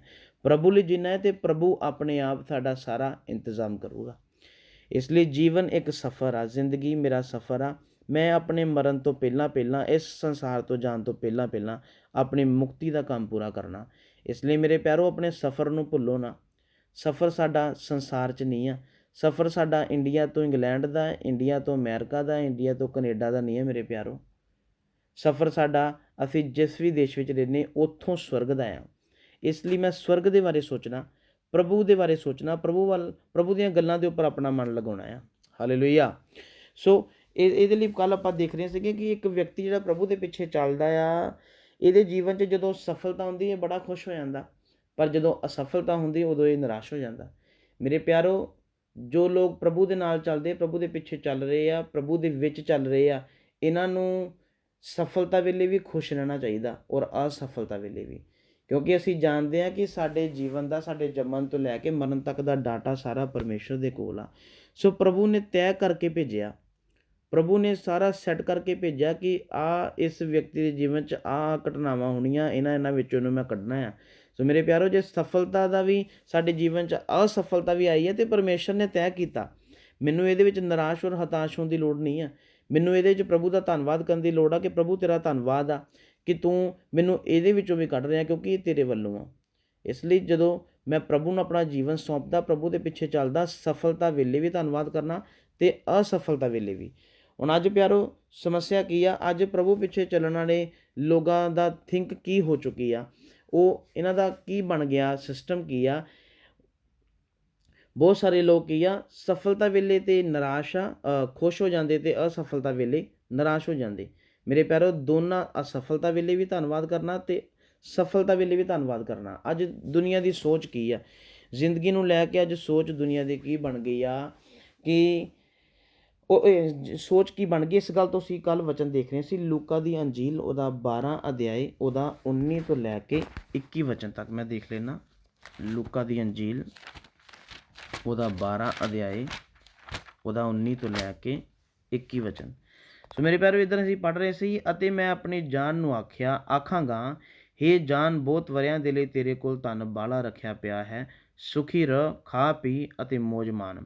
ਸੋ ਕੱਲ੍ਹ ਇਸ ਗੱਲ 'ਤੇ ਵੀ ਵਿਚਾਰ ਕਰ ਰਹੇ ਸੀ। ਅੱਜ ਸੋਚ ਇਹ ਬਣ ਚੁੱਕੀ ਹੈ ਦੁਨੀਆ ਦੀ, ਦੁਨੀਆ ਤੋਂ ਬਾਅਦ ਗੈਰ ਮਸੀਹਾਂ ਤੋਂ ਬਾਅਦ ਮਸੀਹੀ ਲੋਕਾਂ ਦੀ ਵੀ ਸੋਚ ਇਹ ਬਣ ਗਈ ਹੈ ਕਿ ਸ਼ਾਇਦ ਮੈਨੂੰ ਸੰਸਾਰ 'ਚ ਇੱਧਰ ਮੌਜਾਂ ਮਨਾਉਣ ਲਈ ਭੇਜਿਆ, ਸ਼ਾਇਦ ਮੈਨੂੰ ਇੱਧਰ ਖਾਣ ਪੀਣ ਲਈ ਭੇਜਿਆ ਹੈ, ਸ਼ਾਇਦ ਮੈਨੂੰ ਸੁਖੀ ਰਹਿਣ ਲਈ ਭੇਜਿਆ। ਸੋ ਮੇਰੇ ਪਿਆਰੋ, ਕੱਲ ਇਸ ਗੱਲ 'ਤੇ ਵਿਚਾਰ ਕਰ ਚੁੱਕੇ ਹਾਂ, ਰਿਪੀਟ ਕਰ ਰਹੇ ਹਾਂ ਇਸ ਗੱਲ ਨੂੰ ਹਲਕਾ ਹਲਕਾ। ਪਰਮੇਸ਼ਰ ਨੇ ਸਾਨੂੰ ਮੌਜ ਮਨਾਉਣ ਲਈ ਨਹੀਂ ਭੇਜਿਆ। ਪਰਮੇਸ਼ਰ ਨੇ ਮਸੀਹੀ ਵਿਅਕਤੀ ਨੂੰ ਇੱਧਰ ਸੁਖੀ ਰਹਿਣ ਲਈ ਨਹੀਂ ਭੇਜਿਆ। ਪਰਮੇਸ਼ਰ ਨੇ ਇੱਕ ਮਸੀਹੀ ਵਿਅਕਤੀ ਨੂੰ ਇੱਧਰ ਖਾਣ ਪੀਣ ਲਈ ਨਹੀਂ ਭੇਜਿਆ। ਕੱਲ ਮੈਂ ਦੱਸ ਚੁੱਕਾ ਹਾਂ, ਖਾਣਾ ਪੀਣਾ ਸਵਰਗ ਦਾ ਰਾਜ ਨਹੀਂ, ਮੌਜਾਂ ਮਨਾਉਣੀਆਂ, ਮਸਤੀਆਂ ਕਰਨੀਆਂ ਪਰਮੇਸ਼ਰ ਦੇ ਲੋਕਾਂ ਦਾ ਕੰਮ ਨਹੀਂ ਹੈ ਮੇਰੇ ਪਿਆਰੋ। ਔਰ ਸੁਖੀ ਰਹਿਣਾ ਵੀ, ਅੱਜ ਵੀ ਮਸੀਹੀ ਲੋਕ ਕੀ ਆ, ਸੁੱਖ ਭਾਲਦੇ। ਮੇਰੇ ਪਿਆਰੋ, ਸੁੱਖ ਭਾਲਣਾ ਸਾਡਾ ਕੰਮ ਨਹੀਂ ਹੈ, ਕਿਉਂਕਿ ਪਤਰਸ ਦੀ ਕਿਤਾਬ 'ਚ ਲਿਖਿਆ, ਪਤਰਸ ਕਹਿ ਰਿਹਾ ਇਸ ਗੱਲ ਨੂੰ ਕਿ ਜਿੱਦਾਂ ਮਸੀਹ ਨੇ ਸਰੀਰ ਦੇ ਵਿੱਚ ਦੁੱਖ ਝੱਲਿਆ, ਕਹਿੰਦਾ ਤੁਸੀਂ ਵੀ ਉਸੇ ਮਨਸ਼ਾ ਦੇ ਹਥਿਆਰ ਬਣੋ। ਸੋ ਮੇਰੇ ਪਿਆਰੋ, ਦੁੱਖ ਆਵੇ ਸੁੱਖ ਆਵੇ, ਪ੍ਰਭੂ ਦਾ ਧੰਨਵਾਦ ਕਰਨਾ, ਹਰ ਪਰਿਸਥਿਤੀ 'ਚ ਹਰ ਹਾਲ 'ਚ ਪ੍ਰਭੂ ਦਾ ਅਸੀਂ ਧੰਨਵਾਦ ਕਰਨਾ। ਸੋ ਇਸ ਗੱਲ ਦੇ ਨਾਲ ਕੱਲ ਅੱਗੇ ਵਧਦੇ ਆਪਾਂ ਜਾ ਰਹੇ ਸੀਗੇ। ਪ੍ਰਭੂ ਦੇ ਵਚਨ 'ਚੋਂ ਇੱਕ ਵਿਅਕਤੀ ਦੇ ਬਾਰੇ ਆਪਾਂ ਦੇਖਿਆ, ਮਸ਼ਹੂਰ ਵਿਅਕਤੀ ਆ, ਔਰ ਇਹ ਉਹ ਸ਼ਖਸ ਆ ਜਿਹਨੂੰ ਕਿਸੇ ਵੀ ਚੀਜ਼ ਦਾ ਘਾਟਾ ਨਹੀਂ ਆ, ਹਰ ਚੀਜ਼ ਇਹਦੇ ਕੋਲ ਆ, ਹਰ ਚੀਜ਼ ਦਾ ਆਨੰਦ ਇਸ ਵਿਅਕਤੀ ਨੇ ਲਿਆ, ਔਰ ਜਿਹਦਾ ਨਾਮ ਰਾਜਾ ਸੁਲੇਮਾਨ ਆ। ਰਾਜਾ ਸੁਲੇਮਾਨ ਦੇ ਲਈ ਅਸੀਂ ਪ੍ਰਭੂ ਦੇ ਵਚਨ 'ਚੋਂ ਪੜ੍ਹ ਰਹੇ ਸੀਗੇ, ਉਪਦੇਸ਼ਕ ਦੀ ਕਿਤਾਬ ਉਹਦਾ 1 ਅਧਿਆਇ ਉਹਦਾ 2 ਤੋਂ 4 ਮੈਂ ਪੜ੍ਹ ਦੇਣਾ ਵਚਨ। ਉਪਦੇਸ਼ਕ ਦੀ ਕਿਤਾਬ ਉਹਦਾ 1 ਅਧਿਆਇ ਉਹਦਾ 2 ਤੋਂ 4 ਤੱਕ ਮੈਂ 1 ਮਿੰਟ ਵਚਨ ਪੜ੍ਹ ਦੇਣਾ। ਕੱਲ ਦੇਖ ਰਹੇ ਸੀ ਅਸੀਂ ਇਹਨੂੰ। ਉਪਦੇਸ਼ਕ 1 ਦੀ 2 ਤੋਂ 4। ਸੋ ਇੱਧਰ ਲਿਖਿਆ, ਉਪਦੇਸ਼ਕ ਆਖਦਾ ਹੈ, ਵਿਅਰਥਾਂ ਦਾ ਵਿਅਰਥ, ਵਿਅਰਥਾਂ ਦਾ ਵਿਅਰਥ, ਔਰ ਸਭ ਕੁਛ ਕਹਿੰਦਾ ਕੀ ਆ, ਵਿਅਰਥ ਆ। ਸੋ ਮੇਰੇ ਪਿਆਰੋ, ਇੱਧਰ ਸੁਲੇਮਾਨ ਰਾਜਾ ਸਾਫ਼ ਇਸ ਗੱਲ ਨੂੰ ਕਹਿ ਰਿਹਾ ਕਿ ਸਭ ਕੁਛ ਵਿਅਰਥ ਆ। ਦੁਨੀਆ ਦੇ ਵਿੱਚ, ਸੰਸਾਰ ਦੇ ਵਿੱਚ ਅਸੀਂ ਜੋ ਵੀ ਖੱਟਦੇ ਹਾਂ, ਜੋ ਵੀ ਕਮਾਉਂਦੇ ਹਾਂ, ਜਿਸ ਵੀ ਚੀਜ਼ਾਂ ਦੇ ਪਿੱਛੇ ਦੌੜ ਰਹੇ ਹਾਂ, ਇਹ ਸਭ ਕੁਛ ਵਿਅਰਥ ਆ। ਸੁਲੇਮਾਨ ਰਾਜਾ ਐਵੇਂ ਬੇਵਜ੍ਹਾ ਇਹ ਗੱਲ ਨਹੀਂ ਕਹਿ ਰਿਹਾ। ਉਹਨੇ ਜੀਵਨ 'ਚ ਉਹਨਾਂ ਚੀਜ਼ਾਂ ਦਾ ਆਨੰਦ ਲਿਆ, ਉਹਨਾਂ ਚੀਜ਼ਾਂ ਦੇ ਵਿੱਚੋਂ ਲੰਘਿਆ ਆ, ਅਤੇ ਜਦੋਂ ਆਨੰਦ ਲਿਆ, ਲੰਘ ਗਿਆ, ਉਸ ਤੋਂ ਬਾਅਦ ਕਹਿ ਰਿਹਾ, ਕਿਉਂਕਿ ਉਹਨੂੰ ਪਤਾ ਲੱਗ ਗਿਆ ਕਿ ਮੈਂ ਆਪਣਾ ਸਮਾਂ ਬਰਬਾਦ ਕੀਤਾ, ਮੈਂ ਆਪਣਾ ਟਾਈਮ ਖਰਾਬ ਕਰ ਚੁੱਕਾ ਹਾਂ, ਇਹ ਚੀਜ਼ਾਂ ਤਾਂ ਵਿਅਰਥ ਆ, ਕਿਉਂਕਿ ਹੱਥ ਪੱਲੇ ਕੁਛ ਨਹੀਂ ਆਇਆ, ਮਿਲਾ ਕੁਛ ਨਹੀਂ ਹੈ। ਇਸ ਲਈ ਸਾਡੇ ਲਈ ਮੇਰੇ ਪਿਆਰੋ ਸੰਕੇਤ ਆ, ਸਾਨੂੰ ਦੁਨੀਆ ਔਰ ਸੰਸਾਰ ਦੀਆਂ ਚੀਜ਼ਾਂ ਪਿੱਛੇ ਸਾਨੂੰ ਭੱਜਣ ਦੀ ਲੋੜ ਨਹੀਂ ਹੈ। ਪ੍ਰਭੂ ਦੇ ਵਚਨ ਪਹਿਲਾ यूहन्ना 5 ਅਧਿਆਇ ਉਹਦਾ 19 ਵਚਨ 'ਚ ਲਿਖਿਆ ਕਿ ਸਾਰਾ ਸੰਸਾਰ ਜਿਹੜਾ ਉਹ ਸ਼ੈਤਾਨ ਦੇ ਹੱਥ ਦੇ ਵਿੱਚ ਆ ਮੇਰੇ ਪਿਆਰੋ। ਅਤੇ ਜੇ ਸੰਸਾਰ ਸ਼ੈਤਾਨ ਦੇ ਹੱਥ ਵਿੱਚ ਹੈ, ਸੰਸਾਰ ਦੀਆਂ ਚੀਜ਼ਾਂ ਵੀ ਉਹਦੇ ਹੱਥ 'ਚ ਹੋਈਆਂ। ਸੰਸਾਰ ਦੇ ਵਿੱਚ ਜੋ ਕੁਛ ਅਸੀਂ ਦੇਖਦੇ ਹਾਂ, ਬਿਲਾਸ਼ਾਵਾਂ, ਕਾਮਨਾਵਾਂ, ਇੱਛਾਵਾਂ ਸਾਡੇ ਅੰਦਰ ਜਿਹੜੀਆਂ ਪਲਦੀਆਂ, ਜਿਹੜੀਆਂ ਸੰਸਾਰ ਨਾਲ ਜੁੜਦੀਆਂ, ਅਤੇ ਫਿਰ ਉਹ ਵੀ ਸ਼ੈਤਾਨ ਦੀਆਂ ਹੋਈਆਂ ਨਾ। ਇਸ ਕਰਕੇ ਸ਼ੈਤਾਨ ਦੀ ਕਿਸੇ ਵੀ ਚੀਜ਼ ਪਿੱਛੇ ਸਾਨੂੰ ਜਾਣ ਦੀ ਲੋੜ ਨਹੀਂ ਆ। ਸਾਰਾ ਕੁਛ ਇਸ ਸੰਸਾਰ ਦਾ ਸ਼ੈਤਾਨ ਦੇ ਹੱਥ ਦੇ ਵਿੱਚ ਆ ਮੇਰੇ ਪਿਆਰੋ। ਇਸ ਲਈ ਇਹ ਸਾਰੀਆਂ ਚੀਜ਼ਾਂ ਜੇ ਸ਼ੈਤਾਨ ਦੇ ਹੱਥ ਵਿੱਚ ਆ ਤਾਂ ਵਿਅਰਥ ਆ, ਸਾਨੂੰ ਇਹਨਾਂ ਪਿੱਛੇ ਭੱਜਣ ਦੀ ਲੋੜ ਨਹੀਂ ਆ। ਵਚਨ 'ਚ ਲਿਖਿਆ, ਜਿਹੜਾ ਧਰਮ ਤੇ ਰਾਜ ਦੀ ਖੋਜ ਕਰਦਾ, ਦੁਨੀਆ ਦੀਆਂ ਚੀਜ਼ਾਂ ਉਹਦੇ ਪਿੱਛੇ ਪੈ ਕੇ ਮਿਲਦੀਆਂ। ਪਰ ਅੱਜ ਅਸੀਂ ਕੀ ਦੇਖ ਰਹੇ ਹਾਂ, ਪ੍ਰਭੂ ਪਿੱਛੇ ਚੱਲਣ ਵਾਲੇ ਲੋਕਾਂ ਦੇ ਪਿੱਛੇ ਦੁਨੀਆ ਦੀ ਚੀਜ਼ਾਂ ਨਹੀਂ ਭੱਜ ਰਹੀਆਂ, ਇਹ ਦੁਨੀਆ ਦੀਆਂ ਚੀਜ਼ਾਂ ਦੇ ਪਿੱਛੇ ਦੌੜ ਰਹੇ ਆ। ਸੋ ਮੇਰੇ ਪਿਆਰੋ, ਜੇ ਅਸੀਂ ਦੁਨੀਆ ਦੀ ਚੀਜ਼ਾਂ ਪਿੱਛੇ ਭੱਜ ਰਹੇ ਹਾਂ, ਦੌੜ ਰਹੇ ਹਾਂ, ਇਹ ਤਾਂ ਫਿਰ ਅਸੀਂ ਸਮਝ ਲਓ ਸ਼ੈਤਾਨ ਦੇ ਪਿੱਛੇ ਭੱਜ ਰਹੇ ਅਸੀਂ, ਕਿਉਂਕਿ ਸਾਰਾ ਸੰਸਾਰ ਸ਼ੈਤਾਨ ਦੇ ਹੱਥ ਵਿੱਚ ਆ। ਉਹ ਸਾਨੂੰ ਦਈ ਜਾਂਦਾ ਪਿਆ, ਸਾਨੂੰ ਲਾਲਚ, ਅਤੇ ਅਸੀਂ ਉਹਦੇ ਪਿੱਛੇ ਭੱਜੀ ਜਾਂਦੇ। ਉਹ ਸਾਨੂੰ ਦੜਾ ਰਿਹਾ ਵੀ ਆਜੋ ਆਜੋ, ਅਤੇ ਅੱਜ ਉਸੇ ਤਰੀਕੇ ਨਾਲ ਮਸੀਹੀ ਲੋਕ ਚੱਲੀ ਜਾਂਦੇ। ਮੇਰੇ ਪਿਆਰੋ, ਇੱਧਰ ਨਹੀਂ ਜਾਣਾ। ਇਹ ਚੀਜ਼ਾਂ ਨੇ ਸਾਡੇ ਪਿੱਛੇ ਪੈ ਕੇ ਮਿਲਣਾ ਜਦੋਂ ਮੈਂ ਧਰਮ ਤੋਂ ਰਾਜ ਦੀ ਖੋਜ ਕਰੂੰਗਾ। ਜਦੋਂ ਮੈਂ ਆਪਣੇ ਪਰਮੇਸ਼ਰ ਨੂੰ ਜਾਣਨ ਨਹੀਂ ਲੱਗ ਗਿਆ, ਉਹਨੂੰ ਸਮਝਣ ਨਹੀਂ ਲੱਗ ਗਿਆ, ਅਤੇ ਇਹ ਚੀਜ਼ਾਂ ਆਪਣੇ ਆਪ ਮੇਰੇ ਪਿੱਛੇ ਆ ਕੇ ਮਿਲਣਗੀਆਂ। ਸਾਨੂੰ ਭੱਜਣ ਦੀ ਲੋੜ ਨਹੀਂ ਇਹਦੇ ਪਿੱਛੇ, ਸਾਨੂੰ ਇਹਦੇ ਪਿੱਛੇ ਜਾਣ ਦੀ ਲੋੜ ਨਹੀਂ, ਆਪਣੇ ਆਪ ਸਾਡੇ ਕੋਲ ਆਉਣਗੀਆਂ। ਅਤੇ ਜਦੋਂ ਆਉਣਗੀਆਂ ਫਿਰ ਸਾਡਾ ਮਨ ਨਹੀਂ ਹੋਣਾ, ਕਿਉਂਕਿ ਜਦੋਂ ਮੈਂ ਆਪਣੇ ਪਰਮੇਸ਼ਰ ਨੂੰ ਜਾਣਨ ਨਹੀਂ ਲੱਗ ਗਿਆ, ਜਦੋਂ ਮੈਂ ਧਰਮ ਤੇ ਰਾਜ ਦੀ ਖੋਜ ਦੇ ਵਿੱਚ ਲੱਗ ਗਿਆ ਜਾਂ ਕਰ ਲਈ, ਉਦੋਂ ਤਾਂ ਇਹਨਾਂ ਚੀਜ਼ਾਂ ਪਿੱਛੇ ਮੇਰਾ ਮਨ ਹੀ ਨਹੀਂ ਲੱਗਣਾ। ਇਹਨਾਂ ਚੀਜ਼ਾਂ ਨਾਲ ਮੈਨੂੰ ਕੋਈ ਲੈਣਾ ਦੇਣਾ ਹੀ ਨਹੀਂ ਹੈ। ਪਰ ਅੱਜ ਕੀ ਆ, ਅੱਜ ਅਸੀਂ ਇਹਨਾਂ ਚੀਜ਼ਾਂ ਦੇ ਪਿੱਛੇ ਭੱਜੇ। ਇਹਦੇ ਵਾਸਤੇ ਸੁਲੇਮਾਨ ਰਾਜਾ ਕੀ ਕਹਿ ਰਿਹਾ, ਵਿਅਰਥਾਂ ਦਾ ਵਿਅਰਥ, ਵਿਅਰਥਾਂ ਦਾ ਵਿਅਰਥ, ਔਰ ਸਭ ਕੁਛ ਕਹਿੰਦਾ ਕੀ ਆ, ਵਿਅਰਥ ਆ। ਇਸ ਲਈ ਮੇਰੇ ਪਿਆਰੋ, ਵਿਅਰਥ ਪਿੱਛੇ ਭੱਜਣਾ ਨਹੀਂ ਆ, ਵਿਅਰਥ ਪਿੱਛੇ ਅਸੀਂ ਜਾਣਾ ਨਹੀਂ। ਕੱਲ ਵੀ ਦੱਸ ਰਿਹਾ ਸੀ, ਅਰਥ ਦੇ ਪਿੱਛੇ ਜਾਣਾ। ਅਰਥ ਪ੍ਰਭੂ ਯਿਸੂ ਮਸੀਹ ਆ। ਸੋ ਇਹਦਾ 2 ਤੋਂ 4 ਕਿਹਾ ਸੀ। ਤੀਸਰਾ ਵਚਨ ਪੜ੍ਹਦਾ, ਫਿਰ ਅੱਗੇ ਕਹਿ ਰਿਹਾ ਕਿ ਆਦਮੀ ਨੂੰ ਉਸ ਸਾਰੇ ਧੰਦੇ ਤੋਂ ਜੋ ਉਹ ਸੂਰਜ ਦੇ ਹੇਠ ਕਰਦਾ ਹੈ ਕੀ ਲਾਭ ਹੁੰਦਾ ਆ। ਮੇਰੇ ਪਿਆਰੋ, ਅਸੀਂ ਵੀ ਜਾਣਦੇ ਹਾਂ, ਅਸੀਂ ਵੀ ਜੋ ਸੁਬਾਹ ਤੋਂ ਲੈ ਕੇ ਸ਼ਾਮ ਤੱਕ ਕਿੰਨੀਆਂ ਆਪਣੇ ਜੀਵਨ ਦੇ ਵਿੱਚ ਕਿੰਨੇ ਮਿਹਨਤਾਂ ਕਰਦੇ ਹਾਂ, ਕਿੰਨਾ ਸੰਘਰਸ਼ ਕਰਦੇ ਹਾਂ। ਦੱਸੋ ਸਾਨੂੰ ਕੀ ਲਾਭ ਹੁੰਦਾ? ਸਾਨੂੰ ਕੋਈ ਲਾਭ ਨਹੀਂ ਹੈ। ਅਤੇ ਸੁਲੇਮਾਨ ਦੱਸ ਰਿਹਾ, ਕਹਿੰਦਾ ਲਾਭ ਹੁੰਦਾ ਤਾਂ ਫਿਰ ਹੁੰਦਾ ਕੀ ਆ, ਇੱਕ ਪੀੜ੍ਹੀ ਚਲੇ ਜਾਂਦੀ ਆ ਅਤੇ ਦੂਜੀ ਪੀੜ੍ਹੀ ਆ ਜਾਂਦੀ ਆ, ਅਤੇ ਪਰ ਧਰਤੀ ਸਦਾ ਅਟ ਰਹਿੰਦੀ ਹੈ। ਜੇ ਲਾਭ ਹੁੰਦਾ ਤਾਂ ਆਹ ਹੀ ਆ। ਕੱਲ ਵੀ ਦੱਸ ਰਿਹਾ ਸੀ ਕਿ ਮੰਨ ਲਓ ਹੁਣ ਮੈਂ ਮਿਹਨਤ ਕੀਤੀ ਆ, ਕਮਾ ਰਿਹਾ ਮੈਂ, ਮੇਰੇ ਜੀਵਨ 'ਚ ਇਹ ਹੋਣਾ ਕਿ ਮੈਂ ਆਪਣੇ ਮਰਨ ਤੋਂ ਪਹਿਲਾਂ ਆਪਣੇ ਬੱਚਿਆਂ ਨੂੰ ਸੈੱਟ ਕਰ ਜਾਵਾਂ, ਆਪਣੇ ਨਿਆਣਿਆਂ ਨੂੰ ਕੁਛ ਦੇ ਜਾਵਾਂ ਤੇ ਬਾਅਦ 'ਚ ਮੈਂ ਚਲਾ ਜਾਣਾ। ਫਿਰ ਮੇਰੇ ਬੱਚੇ ਦੀ ਵੀ ਸੋਚ ਇਹ ਬਣ ਜਾਣੀ ਮੈਂ ਵੀ ਆਪਣੇ ਮਰਨ ਤੋਂ ਪਹਿਲਾਂ ਆਪਣੇ ਬੱਚਿਆਂ ਨੂੰ ਸੈੱਟ ਕਰ ਜਾਵਾਂ, ਬਾਅਦ 'ਚ ਉਹਨੇ ਵੀ ਮਰ ਜਾਣਾ। ਇਸੇ ਤਰੀਕੇ ਨਾਲ ਪੀੜ੍ਹੀਆਂ ਜਾਈ ਜਾਂਦੀਆਂ, ਪੀੜ੍ਹੀਆਂ ਆਈ ਜਾਂਦੀਆਂ, ਸੋਚ ਕੀ ਬਣ ਗਈ? ਸੋਚ ਆਹੀ ਆ ਕਿ ਬਸ ਆਪਣੇ ਅੱਗੇ ਤੋਂ ਅੱਗੇ ਬਣਾਈ ਜਾਈਏ। ਇਸ ਲਈ ਕੋਈ ਲਾਭ ਨਹੀਂ ਆ, ਬਸ ਆਹੀ ਹੋਇਆ ਆ, ਇੱਕ ਪੀੜ੍ਹੀ ਆਉਂਦੀ ਅਤੇ ਦੂਸਰੀ ਪੀੜ੍ਹੀ ਕੀ ਆ ਚਲੇ ਜਾਂਦੀ ਹੈ। ਇਸ ਲਈ ਮੇਰੇ ਪਿਆਰੋ, ਜੀਵਨ ਇੱਕ ਵਾਰ ਹੀ ਆ, ਸਾਨੂੰ ਜ਼ਿੰਦਗੀ ਇੱਕ ਵਾਰ ਹੀ ਆ, ਬਾਰ-ਬਾਰ ਪਰਮੇਸ਼ਰ ਨੇ ਸਾਨੂੰ ਇਹ ਮੌਕਾ ਨਹੀਂ ਦੇਣਾ। ਜਦੋਂ ਇਹ ਮੌਕਾ ਸਾਨੂੰ ਮਿਲਿਆ ਤਾਂ ਇਹਨੂੰ ਨਾ ਗਵਾਈਏ। ਸੋ ਜ਼ਿੰਦਗੀ ਦਾ ਮਕਸਦ ਮੈਨੂੰ ਪ੍ਰਭੂ ਨੇ ਬੁਲਾਇਆ ਅਤੇ ਮੈਂ ਆਪਣੇ ਪਰਮੇਸ਼ਰ ਨੂੰ ਜਾਣਨਾ। ਜਿਸ ਪਰਮੇਸ਼ਰ ਨੇ ਮੈਨੂੰ ਬੁਲਾਇਆ, ਜਿਸ ਪਰਮੇਸ਼ਰ ਨੇ ਮੈਨੂੰ ਭੇਜਿਆ, ਉਸ ਪਰਮੇਸ਼ਰ ਦੀ ਯੋਜਨਾ, ਉਹਦਾ ਮਕਸਦ ਮੇਰੇ ਜੀਵਨ 'ਚ ਕੀ, ਮੈਂ ਇਹਨੂੰ ਜਾਣਨਾ ਆ। ਪਰ ਅੱਜ ਕੀ ਆ, ਅੱਜ ਅਸੀਂ ਸੰਸਾਰ ਨੂੰ ਸਮਝਣ 'ਚ ਲੱਗੇ ਹੋਏ, ਸੰਸਾਰ ਦੀਆਂ ਚੀਜ਼ਾਂ ਦੀ ਖੋਜਾਂ 'ਚ ਵਿੱਚ ਲੱਗੇ ਹੋਏ, ਕਿੱਦਾਂ ਕੀ ਕਰਨਾ ਇਹਨਾਂ ਚੀਜ਼ਾਂ ਦੇ ਪਏ ਆ। ਪਰ ਪ੍ਰਭੂ ਨੂੰ ਸਮਝਣ ਦਾ, ਜਾਣਨ ਦਾ ਸਾਡਾ ਮਨ ਨਹੀਂ ਆ। ਸਾਨੂੰ ਅਸੀਂ ਜਾਣਨ ਦਾ ਸਮਾਂ ਨਹੀਂ ਕੱਢਦੇ। ਹੁਣ ਅੱਜ ਅਸੀਂ ਦੇਖਦੇ ਛੋਟੇ ਛੋਟੇ ਬੱਚੇ ਹੋ ਗਏ ਜਾਂ ਹੋਰ ਵੀ ਲੋਕ ਜਿੰਨੇ ਵੀ ਆ, ਮੋਬਾਈਲ ਹੱਥ 'ਚ ਫੜਾ ਦਿਓ ਅਤੇ ਸਭ ਕੁਛ ਪਤਾ। ਜੇ ਨਹੀਂ ਪਤਾ ਤਾਂ ਮੋਬਾਈਲ ਨੂੰ ਜਾਣਨ ਦੇ ਲਈ ਕਿੱਦਾਂ ਚਲਾਉਣਾ, ਕਿੱਦਾਂ ਕੋਈ ਫੰਕਸ਼ਨ ਖੋਲ੍ਹਣਾ, ਕਿੱਦਾਂ ਇਹਨੂੰ ਅੱਗੇ ਲੈ ਕੇ ਜਾਣਾ, ਇਹ ਸਭ ਕੁਛ ਨੌਲੇਜ ਆ। ਪਰ ਜੇ ਹੱਥ 'ਚ ਬਾਈਬਲ ਫੜਾ ਦਿਓ ਅਤੇ ਕਹਿ ਦਿੰਦੇ ਸਾਡਾ ਸਿਰ ਦੁਖਦਾ ਜੀ, ਸਾਨੂੰ ਸਮਝ ਨਹੀਂ ਆਉਂਦੀ, ਸਾਡੇ ਪੱਲੇ ਨਹੀਂ ਪੈ ਰਿਹਾ ਕੁਛ ਵੀ। ਕਾਰਨ ਕੀ ਹੈ ਮੇਰੇ ਪਿਆਰੋ? ਕਿਉਂਕਿ ਵਿਅਰਥ ਦੇ ਉੱਪਰ ਮਨ ਲਗਾਇਆ ਇਹਨਾਂ ਨੇ। ਆਪਣੀ ਜ਼ਿੰਦਗੀ ਨੂੰ ਜਾਣਨਾ ਨਹੀਂ ਚਾਹੁੰਦੇ। ਮਕਸਦ ਕੀ ਹੈ? ਜ਼ਿੰਦਗੀ ਕਿੰਨੀ ਖਾਸ ਆ, ਵਿਅਰਥ ਦੇ ਪਿੱਛੇ ਚੱਲ ਰਹੇ। ਇਸ ਲਈ ਮੇਰੇ ਪਿਆਰੋ, ਅਸੀਂ ਵਿਅਰਥ ਦੇ ਪਿੱਛੇ ਨਹੀਂ ਜਾਣਾ, ਅਸੀਂ ਅਰਥ ਦੇ ਪਿੱਛੇ ਜਾਣਾ। ਸਭ ਕੁਛ ਅਰਥ ਦੇ ਪਿੱਛੇ ਆ। ਵਿਅਰਥ ਦੇ ਪਿੱਛੇ ਮੈਂ ਅਨੰਤ ਕਾਲ ਲਈ ਪਰਮੇਸ਼ਰ ਤੋਂ ਦੂਰ ਹੋ ਜਾਣਾ। ਅਤੇ ਜੇ ਅਰਥ ਦੇ ਪਿੱਛੇ ਚੱਲੂੰਗਾ ਤਾਂ ਹਮੇਸ਼ਾ ਦਾ ਜੀਵਨ ਮੇਰੇ ਹਾਸਲ ਦੇ ਵਿੱਚ ਹੋਊਗਾ। ਇਸ ਤੋਂ ਬਾਅਦ ਅਸੀਂ ਅੱਗੇ, ਮੇਰੇ ਖਿਆਲ ਦੇ ਨਾਲ ਕੱਲ੍ਹ ਅਸੀਂ ਇੱਥੋਂ ਤੱਕ ਹੀ ਦੇਖਿਆ ਸੀ। ਸੋ ਅੱਜ ਆਪਾਂ ਅੱਗੇ ਵਧਦੇ ਹਾਂ। ਉਪਦੇਸ਼ਕ ਦੀ ਕਿਤਾਬ, ਉਹਦਾ 1 ਅਧਿਆਏ, ਉਹਦਾ 16 ਤੋਂ 18। ਉਪਦੇਸ਼ਕ ਦੀ ਕਿਤਾਬ 1 ਅਧਿਆਏ, ਉਹਦਾ 16 ਤੋਂ 18 ਵਚਨ ਵੀ ਪੜ੍ਹਦੇ ਹਾਂ। ਇੱਧਰ ਕੀ ਕਹਿ ਰਿਹਾ ਰਾਜਾ ਸੁਲੇਮਾਨ? ਅਨੁਭਵੀ ਵਿਅਕਤੀ ਆ, ਹਰ ਗੱਲ ਦਾ ਉਹਦੇ ਕੋਲ ਹਰ ਇੱਕ ਚੀਜ਼ ਆ, ਕਿਸੇ ਗੱਲ ਦਾ ਘਾਟਾ ਨਹੀਂ ਆ। ਹਰ ਇੱਕ ਚੀਜ਼ 'ਚੋਂ ਨਿਕਲ ਕੇ ਉਹ ਕਹਿ ਰਿਹਾ ਇਹ ਗੱਲ। ਅਸੀਂ ਤਾਂ ਨਿਕਲੇ ਵੀ ਨਹੀਂ ਆ, ਪਰ ਉਹ ਨਿਕਲ ਗਿਆ। ਨਿਕਲ ਕੇ ਕਹਿੰਦਾ ਵੀ ਇਹਨਾਂ ਵਿਅਰਥ ਚੀਜ਼ਾਂ ਦੇ ਪਿੱਛੇ ਨਾ ਪੈ ਜਿਓ। ਹੁਣ ਉਪਦੇਸ਼ਕ 1 ਦੀ 16-18 ਵਿੱਚ ਕੀ ਕਹਿ ਰਿਹਾ ਪ੍ਰਭੂ ਰਾਜਾ ਸੁਲੇਮਾਨ? ਕਹਿ ਰਿਹਾ ਕਿ ਮੈਂ ਆਪਣੇ ਮਨ ਨਾਲ ਇਹ ਗੱਲ ਕੀਤੀ ਭਈ ਵੇਖ, ਮੈਂ ਵੱਡਾ ਵਾਅਦਾ ਕੀਤਾ, ਸਗੋਂ ਉਹਨਾਂ ਸਭਨਾਂ ਨਾਲੋਂ ਜੋ ਮੇਰੇ ਤੋਂ ਪਹਿਲਾਂ ਯਰੂਸ਼ਲਮ ਵਿੱਚ ਸਨ ਵਧੀਕ ਬੁੱਧ ਪਾਈ ਆ। ਸੋ ਮੇਰੇ ਪਿਆਰੋ, ਇੱਧਰ ਰਾਜਾ ਸੁਲੇਮਾਨ ਆਪਣੇ ਮਹਿਲ ਦੇ ਵਿੱਚ ਬੈਠਾ ਆ ਅਤੇ ਆਪਣੇ ਅੰਦਰ ਹੀ ਇੱਕ ਵਿਚਾਰ ਕਰ ਰਿਹਾ, ਆਪਣੇ ਮਨ ਦੇ ਨਾਲ ਹੀ ਗੱਲ ਕਰਦਾ ਹੈ। ਕਹਿੰਦਾ ਦੇਖ, ਮੈਂ ਕਿੱਡਾ ਵੱਡਾ ਵਾਅਦਾ ਕੀਤਾ, ਕਿੰਨਾ ਵੱਡਾ ਵਾਅਦਾ, ਕਿੰਨਾ ਵਧਾਇਆ ਆਪਣੇ ਰਾਜ ਨੂੰ, ਸਗੋਂ ਉਹਨਾਂ ਸਭਨਾਂ ਨਾਲੋਂ ਜੋ ਮੇਰੇ ਤੋਂ ਪਹਿਲਾਂ ਯਰੂਸ਼ਲਮ ਵਿੱਚ ਸਨ ਵਧੀਕ ਬੁੱਧ ਪਾਈ ਆ। ਇਹਦਾ ਰਾਜਾ ਸੁਲੇਮਾਨ ਕੀ ਕਹਿ ਰਿਹਾ ਕਿ ਮੈਂ ਆਪਣੇ ਸਾਰਿਆਂ ਨਾਲੋਂ ਜ਼ਿਆਦਾ ਜਿਹੜੇ ਮੇਰੇ ਤੋਂ ਪਹਿਲਾਂ ਹੈ ਨਾ, ਵੱਧ ਬੁੱਧ ਪਾਈ। ਮੇਰੇ ਪਿਆਰੋ, ਕਿ ਮੂਸਾ ਨੂੰ ਘੱਟ ਬੁੱਧ ਸੀਗੀ? ਅਸੀਂ ਜਾਣਦੇ ਹਾਂ ਕਿ ਮੂਸਾ ਨੇ ਆਪਣਾ ਮਿਸਰ ਉਸਾਰਿਆ। ਮੂਸਾ ਉੱਧਰਲਾ ਆਰਕੀਟੈਕਟ ਆ, ਮੂਸਾ ਇੰਜੀਨੀਅਰ ਆ, ਮੂਸਾ ਕਿੰਨਾ ਪੜ੍ਹਿਆ, ਮਿਸਰ ਦੀ ਵਿੱਦਿਆ ਹਾਸਲ ਕੀਤਾ ਹੈ ਵਿਅਕਤੀ।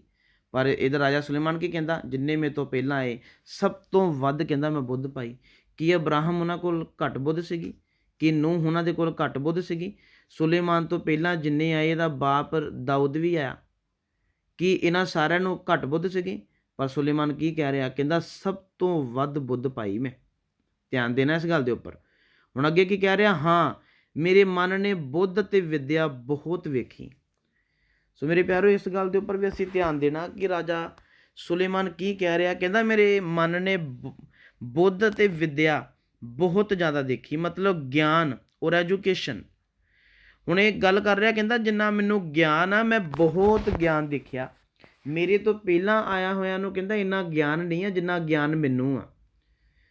ਸੋ ਕੀ ਕਹਿ ਰਿਹਾ ਕਿ ਮੈਂ ਬੁੱਧ ਅਤੇ ਵਿੱਦਿਆ ਨੂੰ ਬਹੁਤ ਦੇਖੀ ਹੈ। ਕਹਿੰਦਾ ਮੈਂ ਬਹੁਤ ਜ਼ਿਆਦਾ ਮੇਰੇ ਕੋਲ ਆ, ਗਿਆਨ ਵੀ ਮੇਰੇ ਕੋਲ ਬਹੁਤ ਆ ਔਰ ਬੁੱਧ ਵੀ ਮੇਰੇ ਕੋਲ ਬਹੁਤ ਆ। ਹੁਣ ਅੱਗੇ ਕੀ 17 ਵਚਨ 'ਚ ਕੀ ਕਹਿ ਰਿਹਾ ਰਾਜਾ ਸੁਲੇਮਾਨ? ਪਰ ਜਦ ਮੈਂ ਆਪਣੇ ਮਨ ਨੂੰ ਬੁੱਧ ਦੇ ਜਾਣਨ ਨੂੰ ਅਤੇ ਸੁਧਾ ਅਰ ਮੂਰਖਤਾਈ ਦੇ ਸਮਝਣ ਨੂੰ ਲਾਇਆ ਅਤੇ ਮੈਂ ਸਮਝਿਆ ਜੋ ਇਹ ਵੀ ਹਵਾ ਦਾ ਫਕਣਾ ਆ। ਹਾਲੇਲੂਇਆ। ਸੋ ਮੇਰੇ ਪਿਆਰੋ, ਇੱਧਰ ਕੀ ਆ? ਸੁਲੇਮਾਨ ਰਾਜਾ ਕੀ ਕਹਿ ਰਿਹਾ? ਕਹਿੰਦਾ ਜਦੋਂ ਮੈਂ ਆਪਣੇ ਮਨ ਨੂੰ ਬੁੱਧ ਨੂੰ ਜਾਣਨ ਲਈ ਅਤੇ ਸੁਧਾ ਔਰ ਮੂਰਖਤਾਈ ਦੇ ਸਮਝਣ ਨੂੰ ਲਾਇਆ ਤੇ ਮੈਂ ਕੀ ਜਾਣਿਆ? ਇਹ ਗਿਆਨ ਔਰ ਐਜੂਕੇਸ਼ਨ ਵੀ ਕੀ ਆ?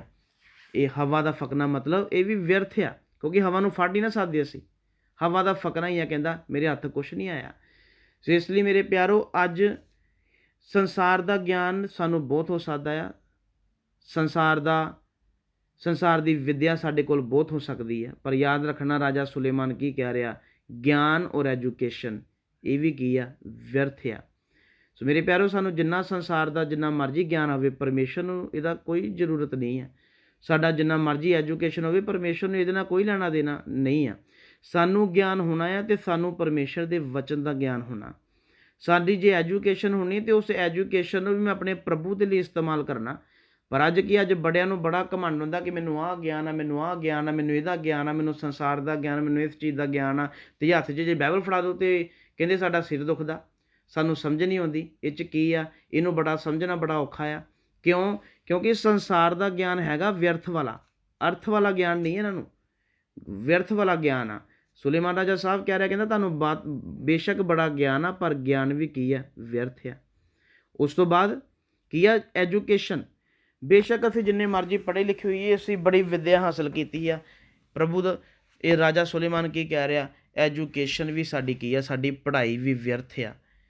ਅੱਜ ਕੀ ਆ, ਅੱਜ ਬੜੇ ਮਾਂ-ਬਾਪ ਦੇ ਕੀ ਹੁੰਦੀ ਹੈ, ਮਾਂ-ਬਾਪ ਆਪ ਤੇ ਚਰਚ ਵਿੱਚ ਚਲੇ ਜਾਂਦੇ, ਸੰਗਤੀ ਲਈ ਕਰਦੇ, ਸੰਗਤੀ ਲਈ ਜਾਂਦੇ, ਬੱਚਿਆਂ ਨੂੰ ਨਹੀਂ ਲੈ ਕੇ ਆਉਂਦੇ। ਸੋਚ ਕੀ ਆ, ਬੱਚਿਆਂ ਦਾ ਕੱਲ੍ਹ ਜੀ ਐਗਜ਼ਾਮ ਆ, ਬੱਚੇ ਪੜ੍ਹਾਈ ਕਰ ਰਹੇ ਆ ਘਰ ਵਿੱਚ, ਅਤੇ ਅਸੀਂ ਆ ਗਏ ਹਾਂ ਚਰਚ ਵਿੱਚ, ਅਸੀਂ ਸੰਗਤੀ ਲਈ ਆ ਗਏ ਹਾਂ। ਮੇਰੇ ਪਿਆਰੋ ਬੱਚਿਆਂ ਨੂੰ ਇੱਦਾਂ ਛੱਡ ਕੇ ਆ ਗਏ, ਕੀ ਬੱਚੇ ਵਾਕਈ ਘਰ 'ਚ ਪੜ੍ਹ ਰਹੇ ਆ? ਕਿਉਂਕਿ ਅੱਜ ਕੱਲ੍ਹ ਤਾਂ ਅਸੀਂ ਜਾਣਦੇ ਹਾਂ ਦਿਮਾਗ ਕਿੰਨਾ ਫਾਸਟ ਆ, ਅੱਜ ਕੱਲ੍ਹ ਜਿੰਨੀ ਟੈਕਨੋਲੋਜੀ ਆ। ਬੇਸ਼ੱਕ ਉਹ ਇੱਕ ਸਾਈਡ 'ਤੇ ਵਧੀਆ ਪੜ੍ਹਾਈ ਵਾਲਾ ਪੇਜ ਖੋਲ੍ਹ ਕੇ ਬੈਠੇ ਹੋਣਗੇ, ਪਰ ਜਿੱਦਾਂ ਹੀ ਕੋਈ ਆਇਆ ਨਾਲ ਹੀ ਬਸ ਉਂਗਲ ਹੀ ਹਿਲਾਉਣੀ ਹੈ ਅਤੇ ਨਾਲ ਹੀ ਦੂਸਰਾ ਪੇਜ ਖੁੱਲ੍ਹ ਜਾਂਦਾ। ਇਸ ਕਰਕੇ ਧਿਆਨ ਕਰੋ, ਮਾਂ-ਬਾਪ ਦੀ ਸੋਚ ਕੀ, ਬੱਚੇ ਜੀ ਘਰ 'ਚ ਪੜ੍ਹਨ ਦੇ, ਅਸੀਂ ਆ ਗਏ ਚਰਚ ਵਿੱਚ, ਸੰਸਾਰ ਦੀ ਐਜੂਕੇਸ਼ਨ ਹਾਸਲ ਕਰ ਰਹੇ, ਸੰਸਾਰ ਦਾ ਗਿਆਨ ਹਾਸਲ ਕਰ ਰਹੇ, ਜਿਹਨੂੰ ਰਾਜਾ ਸੁਲੇਮਾਨ ਵਿਅਰਥ ਕਹਿ ਰਿਹਾ। ਕੀ ਪਰਮੇਸ਼ਰ ਤੋਂ ਦੂਰ ਰਹਿ ਕੇ ਹੁਣ ਜਿਹੜੇ ਬੱਚੇ ਘਰਾਂ 'ਚ ਕਹਿੰਦੇ ਜੀ ਅਸੀਂ ਪੜ੍ਹਨਾ, ਅਸੀਂ ਨਹੀਂ ਸਕੂਲ ਚਰਚ ਵਿੱਚ ਜਾਣਾ, ਅਸੀਂ ਪੜ੍ਹਾਈ ਕਰਨੀ, ਸਾਡਾ ਕੱਲ੍ਹ ਨੂੰ ਪੇਪਰ ਆ, ਐਸੀ ਪੜ੍ਹਾਈ ਤੋਂ ਕੀ ਹਾਸਲ ਕਰ ਲੈਣਗੇ ਜਿਹੜੇ ਰੱਬ ਨੂੰ ਪਿੱਛੇ ਪਾ ਕੇ ਪੜ੍ਹਾਈ ਕਰਨਾ ਚਾਹੁੰਦੇ? ਮੇਰੇ ਪਿਆਰੋ, ਮੈਂ ਨਹੀਂ ਕਹਿ ਰਿਹਾ ਕਿ ਸਾਨੂੰ ਅਸੀਂ ਪੜ੍ਹਨਾ ਨਹੀਂ ਆ, ਸਾਨੂੰ ਗਿਆਨ ਨਹੀਂ ਹੋਣਾ, ਸਾਨੂੰ ਗਿਆਨ ਹੋਣਾ, ਅਸੀਂ ਪੜ੍ਹਨਾ ਵੀ ਆ, ਲੇਕਿਨ ਉਸ ਆਪਣੇ ਗਿਆਨ ਨੂੰ, ਆਪਣੇ ਉਸ ਪੜ੍ਹਾਈ ਨੂੰ ਆਪਣੇ ਪ੍ਰਭੂ ਦੇ ਪਿੱਛੇ ਥੋੜ੍ਹਾ ਪ੍ਰਭੂ ਲਈ ਵੀ ਯੂਜ਼ ਕਰਨਾ ਜਾਂ ਨਹੀਂ। ਅੱਜ ਕੀ, ਅੱਜ ਗਿਆਨ ਔਰ ਪੜ੍ਹਾਈ ਅਸੀਂ ਸੰਸਾਰ ਦੇ ਕੰਮਾਂ ਲਈ ਤਾਂ ਯੂਜ਼ ਕਰਦੇ ਹਾਂ, ਪਰ ਪ੍ਰਭੂ ਦੇ ਕੰਮਾਂ ਲਈ ਇਹਨੂੰ ਕੀ ਨਹੀਂ ਕਰਦੇ, ਯੂਜ਼ ਨਹੀਂ ਕਰਦੇ। ਕਿਉਂਕਿ ਸੰਸਾਰ ਨੂੰ ਸਮਝਣ ਲਈ ਤਾਂ ਅਸੀਂ ਗਿਆਨ ਲਗਾਉਂਦੇ, ਪਰ ਪ੍ਰਭੂ ਦੇ ਵਚਨ ਨੂੰ ਸਮਝਣ ਲਈ ਨਹੀਂ ਅਸੀਂ ਮਨ ਲਗਾ ਰਹੇ ਆਪਣਾ। ਇਸ ਗੱਲ ਦਾ ਸਾਨੂੰ ਘਮੰਡ ਵੀ ਬੜਾ, ਸਾਨੂੰ ਮਾਣ ਵੀ ਬੜਾ। ਬਾਈਬਲ ਹੱਥ 'ਚ ਫੜਾ ਜੂਗੀ ਤਾਂ ਸਾਨੂੰ ਇਹਦੀ ਇੱਕ ਗੱਲ ਵੀ ਨਹੀਂ ਸਮਝ ਆਉਂਦੀ ਸਾਨੂੰ। ਕਿਉਂ? ਕਿਉਂਕਿ ਸਾਡੇ ਦਿਮਾਗ 'ਚ ਕੂੜਾ ਭਰਿਆ, ਅਸੀਂ ਕੂੜੇ ਦੇ ਉੱਪਰ ਆਪਣਾ ਮਨ ਲਗਾਇਆ ਹੋਇਆ, ਅਸੀਂ ਉਹਨਾਂ ਗੱਲਾਂ ਦੇ ਉੱਪਰ ਮਨ ਲਗਾਇਆ ਜਿਹਨੂੰ ਰਾਜਾ ਸੁਲੇਮਾਨ ਕੀ ਕਹਿ ਰਿਹਾ, ਕਹਿੰਦਾ ਗਿਆਨ ਔਰ ਐਜੂਕੇਸ਼ਨ, ਗਿਆਨ ਔਰ ਪੜ੍ਹਾਈ ਵੀ ਕਹਿੰਦਾ ਕੀ ਆ, ਵਿਅਰਥ ਆ। ਇਸ ਲਈ ਮੇਰੇ ਪਿਆਰੋ, ਅਗਰ ਅਸੀਂ ਆਪਣੇ ਬੱਚਿਆਂ ਨੂੰ ਬੜਾ ਪੜ੍ਹਾ ਲਓਗੇ, ਬੜਾ ਵੱਡੇ ਇੰਜੀਨੀਅਰ ਬਣਾ ਲਓਗੇ, ਡਾਕਟਰ ਬਣਾ ਲਓਗੇ, ਬੜਾ ਕੁਛ ਬਣਾ ਲਓਗੇ, ਪਰ ਇਹ ਗੱਲ ਵੀ ਯਾਦ ਰੱਖਣਾ, ਪ੍ਰਭੂ ਦੇ ਵਚਨ 'ਚ ਅਨੁਭਵੀ ਵਿਅਕਤੀ ਦੱਸ ਰਿਹਾ ਕਿ ਮੈਨੂੰ ਗਿਆਨ ਔਰ ਐਜੂਕੇਸ਼ਨ ਬਹੁਤ ਆ, ਪਰ ਉਹ ਇਸ ਗੱਲ ਨੂੰ ਕੀ ਕਹਿ ਕੇ ਜਾ ਰਿਹਾ ਕਿ ਇਹ ਵੀ ਕੀ ਆ, ਵਿਅਰਥ ਆ। ਇਸ ਲਈ ਮੇਰੇ ਪਿਆਰੋ, ਗਿਆਨ ਅਗਰ ਹੈਗਾ ਆ, ਪ੍ਰਭੂ ਨੂੰ ਜਾਣਨ ਲਈ ਨਹੀਂ ਇਸਤੇਮਾਲ ਕਰ ਰਹੇ, ਪ੍ਰਭੂ 'ਚ ਮਨ ਨਹੀਂ ਲਗਾ ਰਹੇ, ਤੇ ਤੁਹਾਡਾ ਵਿਅਰਥ ਗਿਆਨ ਹੋਣਾ। ਮੈਨੂੰ ਪ੍ਰਭੂ ਦਾ ਵਚਨ ਦਾ ਵੀ ਗਿਆਨ ਹੋਣਾ, ਮੇਰੀ ਐਜੂਕੇਸ਼ਨ ਮੈਂ ਆਪਣੇ ਪ੍ਰਭੂ ਲਈ ਇਸਤੇਮਾਲ ਕਰਨਾ ਆ, ਸੰਸਾਰ ਦੇ ਲਈ ਨਹੀਂ। ਕਿਉਂਕਿ ਇਹਨੂੰ ਰਾਜਾ ਸੁਲੇਮਾਨ ਕੀ ਕਹਿ ਰਿਹਾ ਕਿ ਇਹ ਹਵਾ ਦਾ ਕੀ ਆ, ਫਕਣਾ ਆ। ਸੋ ਅੱਗੇ ਮੈਂ 18 ਵਚਨ ਪੜ੍ਹਦਾ, ਲਿਖਿਆ, ਬੁੱਧ ਵਿੱਚ ਬਹੁਤ ਖੇਚਲ ਆ, ਅਤੇ ਜਿਹੜਾ ਵਿੱਦਿਆ ਵਧਾਉਂਦਾ ਹੈ ਉਹ ਆਪਣੀ ਸਿਰਦਰਦੀ ਨੂੰ ਵਧਾਉਂਦਾ ਆ। ਹਾਲੇਲੂਇਆ। ਸੋ ਇੱਧਰ ਰਾਜਾ ਸੁਲੇਮਾਨ ਕੀ ਕਹਿ ਰਿਹਾ, ਕਹਿੰਦਾ ਜੇ ਬਹੁਤ ਬੁੱਧ ਆ, ਜੇ ਬੜਾ ਗਿਆਨ ਆ, ਤੇ ਤੁਸੀਂ ਆਪਣੀ ਖੇਚਲ ਵਧਾਈ, ਕਿਉਂਕਿ ਜਿੰਨਾ ਗਿਆਨ ਆ ਖੇਚਲ ਵੀ ਤੇ ਓਨੀ ਆ। ਫਿਰ ਅਗਲੀ ਗੱਲ ਕਹਿ ਰਿਹਾ ਵੀ, ਕਹਿੰਦਾ ਵੀ ਅਤੇ ਜਿਹੜਾ ਵਿੱਦਿਆ ਵਧਾਉਂਦਾ ਆ ਉਹ ਸਿਰਦਰਦੀ ਵਧਾਉਂਦਾ। ਮੇਰੇ ਪਿਆਰੋ, ਅਗਰ ਅਸੀਂ ਆਪਣੀ ਐਜੂਕੇਸ਼ਨ ਵਧਾ ਰਹੇ, ਐਜੂਕੇਸ਼ਨ 'ਚ ਵੱਧ ਰਹੇ, ਹੁਣ ਮੈਂ ਆਹ ਕਰ ਲਵਾਂ, ਹੁਣ ਮੈਂ ਆਹ ਕਰ ਲਵਾਂ, ਭਾਵੇਂ ਅਸੀਂ ਅਗਲੇ ਦਿਨ ਮਰ ਜਾਣਾ, ਸਾਨੂੰ ਪਤਾ ਨਹੀਂ ਸਾਡੀ ਮੌਤ ਦਾ, ਸਾਨੂੰ ਪਤਾ ਨਹੀਂ ਕਿ ਹੁਣ ਅਗਲਾ ਸਾਹ ਆਉਣਾ ਆ ਜਾਂ ਨਹੀਂ ਆਉਣਾ, ਅਤੇ ਮੈਂ ਕੀ ਸੋਚ ਕੇ ਬੈਠਾ ਹੁਣ ਮੈਂ ਆਹ ਕਰ ਲਵਾਂ, ਮੈਂ ਹੁਣ ਆਹ ਕਰ ਲਵਾਂ। ਪਰ ਇਹ ਕੀ ਕਹਿ ਰਿਹਾ ਭਲਾ, ਅਤੇ ਜਿਹੜਾ ਵਿੱਦਿਆ ਵਧਾਉਂਦਾ ਉਹ ਸਿਰਦਰਦੀ ਨੂੰ ਵਧਾਉਂਦਾ ਆ। ਮੇਰੇ ਪਿਆਰੋ, ਜਿੰਨਾ ਪੜ੍ਹਾਈ ਵਧਾਓਗੇ, ਐਜੂਕੇਸ਼ਨ ਵਧਾਓਗੇ, ਸਿਰਦਰਦੀ ਆ। ਪ੍ਰਭੂ ਦੇ ਵਚਨ ਨੇ ਸਾਨੂੰ ਸਿਰਦਰਦੀ ਨਹੀਂ ਪਾਉਣੀ, ਪ੍ਰਭੂ ਦਾ ਵਚਨ ਤੇ ਸਾਫ਼ ਆ। ਪ੍ਰਭੂ ਯਿਸੂ ਮਸੀਹ ਕਹਿ ਰਹੇ ਆ, ਜੇਕਰ ਤੂੰ ਮੇਰੇ ਪਿੱਛੇ ਹੋਣਾ, ਜੇਕਰ ਮਤਲਬ ਤੈਨੂੰ ਕੋਈ ਜ਼ਬਰਦਸਤੀ ਨਹੀਂ ਆ, ਜੇ ਤੇਰਾ ਮਨ ਆ ਤੇ ਆ, ਜੇ ਤੇਰਾ ਨਹੀਂ ਮਨ ਤੇ ਜਾ। ਇਸ ਕਰਕੇ ਮੇਰੇ ਪਿਆਰੋ ਧਿਆਨ ਰੱਖੋ, ਪ੍ਰਭੂ ਦਾ ਵਚਨ ਬਿਲਕੁਲ ਸਿਰਦਰਦੀ ਨਹੀਂ ਹੈ। ਇਹ ਸਾਨੂੰ ਸਿਰਦਰਦੀ ਨਹੀਂ ਪਾਉਂਦਾ। ਸਾਫ਼ ਕਹਿੰਦਾ ਜੇ ਤੇਰਾ ਮਨ ਆ ਤੇ ਆ ਜਾ, ਨਹੀਂ ਆ ਤੇ ਚਲਾ ਜਾ, ਮੈਨੂੰ ਜ਼ਰੂਰਤ ਨਹੀਂ ਹੈ। ਯਾਦ ਰੱਖੋ, ਤੁਹਾਡੀਆਂ ਪੜ੍ਹਾਈਆਂ, ਤੁਹਾਡੀਆਂ ਐਜੂਕੇਸ਼ਨਾਂ, ਤੁਹਾਡੀ ਵਿੱਦਿਆ, ਤੁਹਾਡਾ ਗਿਆਨ ਤੁਹਾਨੂੰ ਕੀ ਕਰ ਰਿਹਾ? ਤੁਹਾਨੂੰ ਸਿਰਦਰਦੀ ਪਾਉਂਦਾ। ਔਰ ਬੜੇ ਦੁੱਖ ਦੀ ਗੱਲ ਆ, ਜਿਹੜਾ ਸਿਰਦਰਦੀ ਪਾਉਂਦਾ ਨਾ, ਅਸੀਂ ਉਹਦੇ ਪਿੱਛੇ ਚੱਲਣਾ। ਇਸ ਲਈ ਸੋਚੋ, ਜਾਗੋ ਮੇਰੇ ਪਿਆਰੋ। ਜਿਹੜਾ ਸਾਨੂੰ ਸਿਰਦਰਦੀ ਨਹੀਂ ਦਿੰਦਾ, ਅਸੀਂ ਉਹਦੇ ਵੱਲ ਧਿਆਨ ਕਰਨਾ। ਪ੍ਰਭੂ ਦਾ ਵਚਨ ਸਾਡੀ ਸਿਰਦਰਦੀ ਨਹੀਂ ਵਧਾਉਂਦਾ। ਪ੍ਰਭੂ ਦਾ ਵਚਨ, ਚਾਹੇ ਸਾਡੇ ਜੀਵਨ 'ਚ ਜਿੰਨੇ ਮਰਜ਼ੀ ਪਹਾੜ ਟੁੱਟੇ ਆ, ਦੁੱਖਾਂ ਦੇ ਪਹਾੜ, ਚਾਹੇ ਤੂਫਾਨ ਜਿੰਨੇ ਮਰਜ਼ੀ ਆ, ਇਹ ਵਚਨ ਸਾਨੂੰ ਸ਼ਾਂਤੀ ਦਿੰਦਾ ਆ। ਹਾਲੇਲੂਇਆ। ਇਹ ਸਾਨੂੰ ਇੱਕ ਅਲੱਗ ਸਕੂਨ ਦਿੰਦਾ, ਇੱਕ ਅਲੱਗ ਅਹਿਸਾਸ ਆ ਜਿਹੜਾ ਮੈਂ ਬੋਲ ਕੇ ਵੀ ਬਿਆਨ ਨਹੀਂ ਕਰ ਸਕਦਾ। ਸ਼ਬਦ ਨਹੀਂ ਆ ਉਸ ਅਹਿਸਾਸ ਲਈ। ਇਸ ਕਰਕੇ ਅਸੀਂ ਇਹਨਾਂ ਵਚਨਾਂ ਉੱਪਰ ਧਿਆਨ ਕਰਨਾ। ਸੁਲੇਮਾਨ ਰਾਜਾ ਕੀ ਕਹਿ ਰਿਹਾ ਕਿ ਬਹੁਤ ਬੁੱਧ ਵਿੱਚ ਖੇਚਲ ਆ। ਇਸ ਲਈ ਮੇਰੇ ਪਿਆਰੋ, ਸੰਸਾਰ ਦਾ ਗਿਆਨ ਬਹੁਤ ਹੋਗਾ, ਪਰ ਖੇਚਲ ਵੀ ਤੁਹਾਨੂੰ ਬਹੁਤ ਆ। ਅਗਰ ਵਿੱਦਿਆ ਵਧਾਉਂਦੇ ਤੇ ਤੁਸੀਂ ਆਪਣੀ ਸਿਰਦਰਦੀ ਵਧਾ ਰਹੇ ਆ, ਆਪਣੇ ਜੀਵਨ ਨੂੰ ਆਪ ਹੀ ਬੋਝ ਦੇ ਥੱਲੇ ਲੈ ਕੇ ਜਾ ਰਹੇ ਆ। ਨਹੀਂ, ਅਸੀਂ ਕੀ ਕਰਨਾ? ਆਪਣੇ ਪ੍ਰਭੂ ਦੇ ਵਚਨ ਦੀ ਐਜੂਕੇਸ਼ਨ ਪਾਉਣੀ, ਪ੍ਰਭੂ ਦੇ ਵਚਨ ਦੇ ਗਿਆਨ ਨੂੰ ਹਾਸਲ ਕਰਨਾ, ਜਿਹੜਾ ਨਾ ਖੇਚਲਿਆ ਤੇ ਨਾ ਸਿਰਦਰਦੀ ਆ, ਸਗੋਂ ਕੀ ਆ? ਅਨੰਤ ਕਾਲ ਦਾ ਜੀਵਨ ਦਿੰਦਾ ਹੈ ਮੈਨੂੰ। ਹਾਲੇਲੂਇਆ। ਸੋ ਅੱਗੇ ਅਸੀਂ ਇੱਕ ਵਚਨ ਹੋਰ ਪੜ੍ਹਦੇ ਹਾਂ, ਇਸ ਤੋਂ ਬਾਅਦ ਅਸੀਂ ਪ੍ਰਾਰਥਨਾ ਕਰਾਂਗੇ। ਇੱਕ ਵਚਨ ਹੋਰ, ਉਪਦੇਸ਼ਕ ਦੀ ਕਿਤਾਬ, ਉਹਦਾ 2 ਅਧਿਆਇ, ਉਹਦਾ 1 ਤੋਂ ਲੈ ਕੇ 8 ਵਚਨ। ਉਪਦੇਸ਼ਕ 2 ਦੀ 1 ਤੋਂ 8। ਸੋ ਇੱਧਰ ਮੇਰੇ ਪਿਆਰੋ ਧਿਆਨ ਕਰਨਾ। ਵਚਨ ਪੜ੍ਹਨ ਲੱਗਾ ਮੈਂ, ਉਪਦੇਸ਼ਕ 2 ਅਧਿਆਇ, ਉਹਦਾ 1 ਤੋਂ 8 ਵਚਨ। ਸੋ ਰਾਜਾ ਸੁਲੇਮਾਨ ਇੱਧਰ ਕੀ ਕਹਿ ਰਿਹਾ? ਮੈਂ ਆਪਣੇ ਮਨ ਵਿੱਚ ਆਖਿਆ ਭਈ ਆ, ਮੈਂ ਆਨੰਦ ਨਾਲ ਤੇਰਾ ਪਰਤਾਵਾ ਲਵਾਂਗਾ। ਮੈਂ ਸੁਖ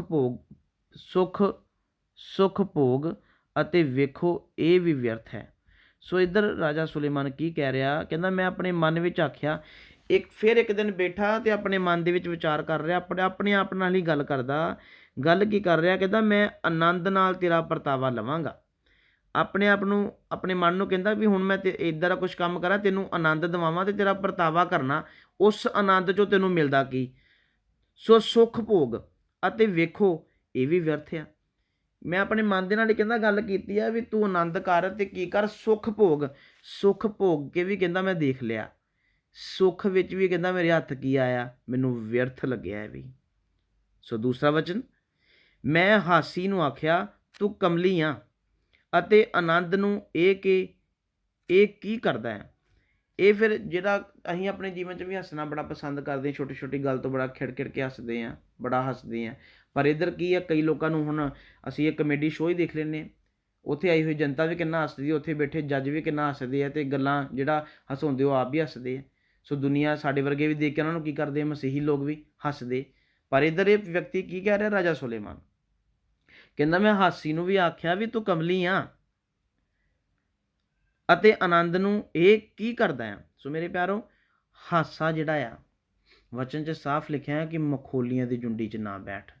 ਕਈ ਵਾਰ ਅਸੀਂ ਅਸੀਂ ਵੀ ਇਹ ਚੈਨਲ ਦੇਖਦੇ, ਇੱਦਾਂ ਦੇ ਸ਼ੋਅ ਦੇਖ ਕੇ ਬੜਾ ਖਿੜਖਿੜ ਹੱਸਦੇ, ਜਾਂ ਆਪ ਪਰਿਵਾਰ 'ਚ 4 5 10 ਜਣੇ ਬੈਠ ਕੇ ਉਦੋਂ ਇੱਦਾਂ ਦੀਆਂ ਗੱਲਾਂ ਕਰਾਂਗੇ, ਬਹੁਤ ਹੱਸਦੇ ਹਾਂ। ਯਾਦ ਰੱਖੋ, ਸਾਨੂੰ ਸਵਰਗ ਦਿਖਦਾ ਪਿਆ, ਸਾਨੂੰ ਉਹ ਪ੍ਰਭੂ ਦਿਖਦਾ ਜਿਹੜਾ ਸਾਡੇ ਲਈ ਆਪਣੀ ਜਾਨ ਦੇ ਕੇ ਗਿਆ, ਜਿਹੜਾ ਸਾਨੂੰ ਪਾਪ ਸੰਸਾਰ ਸਰੀਰ ਸ਼ੈਤਾਨ ਤੋਂ ਆਜ਼ਾਦ ਹੋਣ ਦੇ ਲਈ ਸਾਨੂੰ ਇਹ ਮੌਕਾ ਦੇ ਗਿਆ ਆ। ਸਾਡੀ ਗੰਭੀਰਤਾ ਇਹਨੂੰ ਦੇਖਦਾ।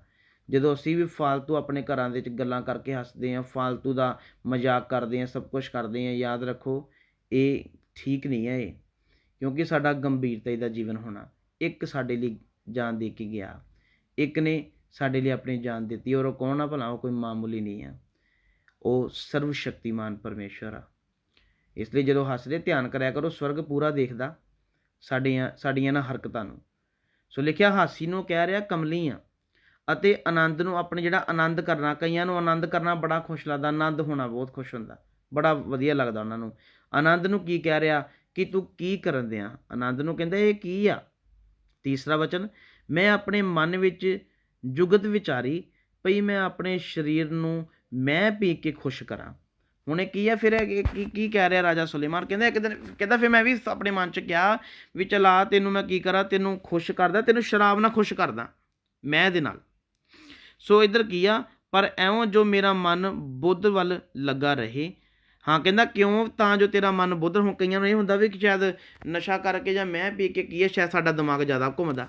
ਹੁਣ ਕਈਆਂ ਨੂੰ ਇਹ ਦੇਖਦਾ ਜੇ ਸੂਫੀ ਹੋਵੇ ਤਾਂ ਗੱਲ ਨਹੀਂ ਕਰਦੇ, ਅਤੇ ਜਦੋਂ ਪੀ ਲੈਂਦੇ ਜਾਂ ਨਸ਼ਾ ਕਰ ਲੈਂਦੇ ਅਤੇ ਉਦੋਂ ਫਿਰ ਗੱਲਾਂ ਉਹਨਾਂ ਨੂੰ ਇੰਨੀਆਂ ਫੱਬਦੀਆਂ, ਇੰਨੀਆਂ ਸੱਜਦੀਆਂ, ਬਸ ਫਿਰ ਗੱਲਾਂ ਮੁੱਕਦੀਆਂ ਨਹੀਂ। ਕਈ ਤਾਂ ਗੱਲਾਂ ਬੜੀਆਂ ਸਿਆਣੀਆਂ ਕਰਦੇ ਹੁੰਦੇ ਅਤੇ ਕਈ ਤਾਂ ਬਹੁਤ ਕਮਲ ਘੁੱਟਦੇ। ਸੋ ਇੱਧਰ ਕੀ ਕਹਿ ਰਿਹਾ ਤੀਸਰਾ ਵਚਨ, ਅਤੇ ਮੈਂ ਆਪਣੇ ਮਨ ਵਿੱਚ ਜੁਗਤ ਵਿਚਾਰੀ ਪਈ, ਆਪਣੇ ਸਰੀਰ ਨੂੰ ਮੈਂ ਪੀ ਕੇ ਖੁਸ਼ ਕਰਾਂ, ਪਰ ਇਉਂ ਜੋ ਮੇਰਾ ਮਨ ਬੁੱਧ ਵੱਲ ਲੱਗਾ ਰਹੇ। ਮਤਲਬ ਕਹਿੰਦਾ ਇੱਦਾਂ ਸ਼ਾਇਦ ਹੋ ਸਕਦਾ ਵੀ ਸ਼ਰਾਬ ਪੀ ਕੇ ਜੋ ਮੈਂ ਪੀ ਕੇ ਕੀ ਆ, ਮਨ ਮੇਰਾ ਬੁੱਧ ਵੱਲ ਜ਼ਿਆਦਾ, ਬੁੱਧ ਜ਼ਿਆਦਾ ਖੁੱਲ੍ਹ ਜੂਗੀ, ਦਿਮਾਗ ਜ਼ਿਆਦਾ ਖੁੱਲ੍ਹ ਜੂਗਾ। ਪਰ ਕੀ ਆ, ਅਤੇ ਮੂਰਖਤਾਈ ਨੂੰ ਫੜ ਕੇ ਰੱਖਾਂ, ਜਦ ਤੋੜੀ ਨਾ ਵੇਖਾਂ, ਜੋ ਕਿਰਪਾ, ਜੋ ਕਿਹੜਾ ਕੰਮ ਚੰਗਾ ਹੈ, ਜੋ ਆਦਮ ਵਸ਼ੀ ਆਕਾਸ਼ ਹੇਠਾਂ ਆਪਣੇ ਜੀਵਨ ਦੇ ਥੋੜ੍ਹੇ ਜਿਹੇ ਦਿਨਾਂ ਵਿੱਚ ਕਰਨ। 4 ਵਚਨ 'ਚ ਮੈਂ ਵੱਡੇ ਵੱਡੇ ਕੰਮ ਕੀਤੇ, ਮੈਂ ਆਪਣੇ ਲਈ ਘਰ ਉਸਾਰੇ। ਹੁਣ ਮੇਰੇ ਪਿਆਰੋ ਇੱਧਰ ਰਾਜਾ ਸੁਲੇਮਾਨ ਕੀ ਕਹਿ ਰਿਹਾ, ਕਹਿੰਦਾ ਮੈਂ ਵੱਡੇ ਵੱਡੇ ਕੰਮ ਕੀਤੇ ਆ, ਛੋਟੇ ਛੋਟੇ ਕੰਮ ਨਹੀਂ, ਵੱਡੇ ਵੱਡੇ ਕੰਮ। ਫਿਰ ਕੀ ਕਹਿ ਰਿਹਾ, ਮੈਂ ਆਪਣੇ ਲਈ ਘਰ ਉਸਾਰੇ। ਮੇਰੇ ਪਿਆਰੋ ਰਾਜਾ ਸੁਲੇਮਾਨ ਕੀ ਕਹਿ ਰਿਹਾ ਕਿ ਮੈਂ ਆਪਣੇ ਲਈ ਘਰ ਉਸਾਰੇ। ਘਰ ਨਹੀਂ ਉਸਾਰਿਆ, ਇੱਕ ਘਰ ਨਹੀਂ ਉਸਾਰਿਆ, ਘਰ ਉਸਾਰੇ ਮਤਲਬ ਬਹੁਤ ਸਾਰੇ ਘਰ ਬਣਾਏ। ਸਾਡੇ ਵਰਗਾ ਤਾਂ ਇੱਕ ਦੋ ਬਣਾ ਲਵੇ ਤੁਸੀਂ ਫੁੱਲੇ ਨਹੀਂ ਸਮਾਉਣੇ। ਇੱਧਰ ਕੀ ਆ, ਰਾਜਾ ਸੁਲੇਮਾਨ ਕੀ ਕਹਿ ਰਿਹਾ, ਮੈਂ ਬਹੁਤ ਬੜੇ ਘਰ ਉਸਾਰੇ, ਇੱਕ ਨਹੀਂ, ਮੈਂ ਆਪਣੇ ਲਈ ਘਰ ਉਸਾਰੇ। ਘਰ ਨਹੀਂ ਉਸਾਰਿਆ, ਘਰ ਉਸਾਰੇ ਮਤਲਬ ਬਹੁਤ ਸਾਰੇ।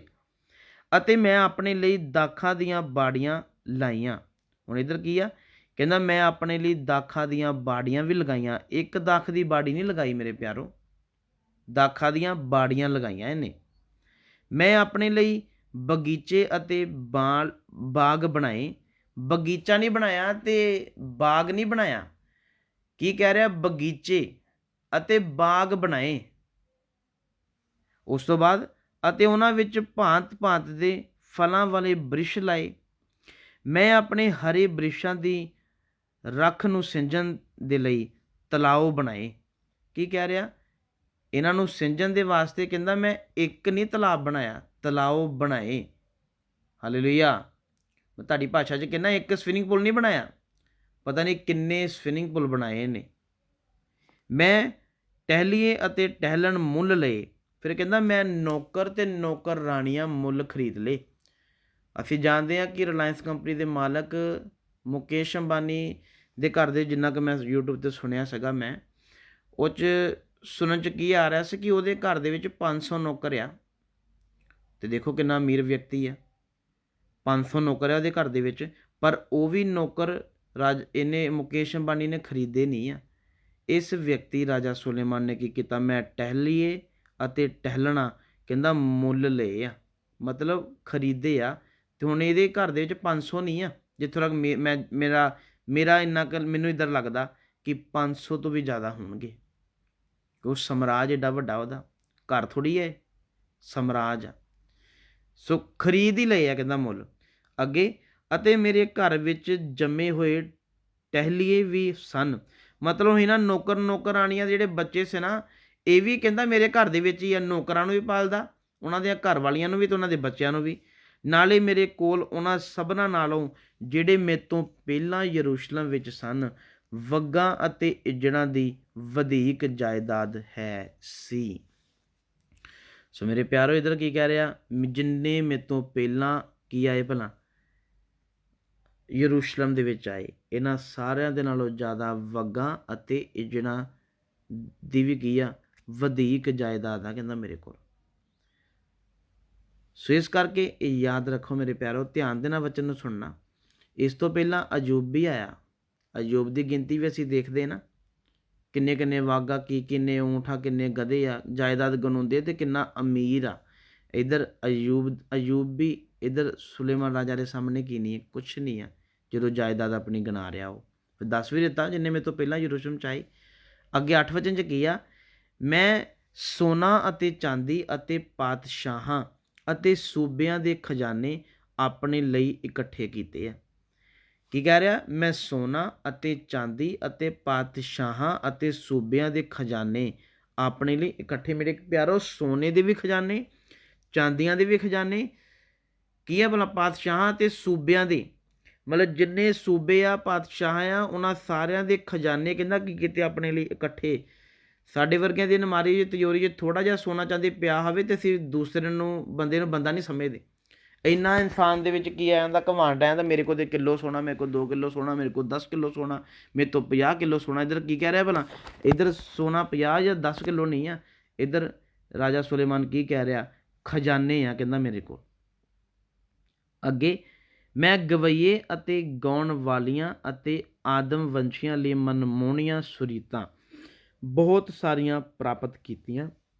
ਫਿਰ ਦੁਬਾਰਾ ਪੜ੍ਹ ਲਾਂਗਾ, ਮੈਂ ਗਵਈਏ ਅਤੇ ਗਾਉਣ ਵਾਲੀਆਂ, ਮੇਰੇ ਪਿਆਰੋ ਇਹਨੇ ਆਪਣੇ ਮਹਿਲ ਦੇ ਵਿੱਚ ਗਾਉਣ ਵਾਲੇ ਤੇ ਗਵਈਏ ਵੀ ਰੱਖੇ ਹੋਏ ਆਪਣਾ ਮਨ ਪਰਚਾਵਾ ਕਰਨ ਲਈ। ਜਦੋਂ ਹੁਣ ਅਸੀਂ ਵੀ ਆ ਦੇਖਦੇ ਹਾਂ ਟੈਲੀਵਿਜ਼ਨਾਂ 'ਚ ਸ਼ੋਅ ਹੁੰਦੇ ਆ ਗਾਉਣ ਵਾਲੇ, ਇੰਡੀਅਨ ਆਈਡਲ ਹੋ ਗਏ ਜਾਂ ਹੋਰ ਕਈ ਪ੍ਰਕਾਰ ਦੇ ਸ਼ੋਅ ਜਦੋਂ ਹੁੰਦੇ ਆ, ਦੁਨੀਆ ਦੇਖ ਕੇ ਕਿੰਨੀ ਖੁਸ਼ ਹੁੰਦੀ ਹੈ। ਉਹ ਕਹਿੰਦਾ ਮੈਂ ਵੀ ਲੁਤਫ ਲਿਆ ਹੈ, ਵੀ ਆਨੰਦ ਲਿਆ, ਕਿਤੇ ਇਹ ਨਾ ਕਹਿ ਦਿਓ ਵੀ ਨਹੀਂ ਰਾਜਾ ਸੁਲੇਮਾਨ ਇਹ ਤਾਂ ਤੇਰੇ ਕੋਲ ਰਹਿ ਗਿਆ। ਉਹ ਕਹਿੰਦਾ ਵੀ ਇਹ ਵੀ ਮੈਂ ਵੀ ਬਹਿ ਜਾਣਾ ਹੁੰਦਾ ਸੀ ਆਪਣੇ ਸਿੰਘਾਸਨ ਦੇ ਉੱਪਰ, ਸਾਹਮਣੇ ਗਾਉਂਦੇ ਹੀ ਗਾਉਣ ਵਾਲੀਆਂ ਬਣੀਆਂ ਸੀਗੀਆਂ ਅਤੇ ਆਦਮ ਵੰਸ਼ੀਆਂ ਲਈ ਮਨਮੋਹਣੀਆਂ ਸੁਰੀਤਾਂ ਬਹੁਤ ਸਾਰੀਆਂ ਪ੍ਰਾਪਤ ਕੀਤੀਆਂ।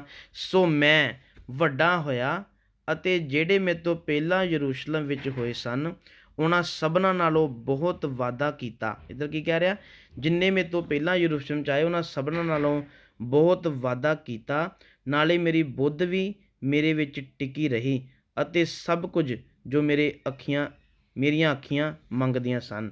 ਸੋ ਇਸ ਤੋਂ ਬਾਅਦ ਮੈਂ ਇੱਕ ਹੋਰ ਵਚਨ ਪੜ੍ਹ ਕੇ ਫਿਰ ਪ੍ਰਾਰਥਨਾ ਕਰਦੇ। 11 ਵਚਨ ਪੜ੍ਹ ਦਿੰਦੇ ਹਾਂ।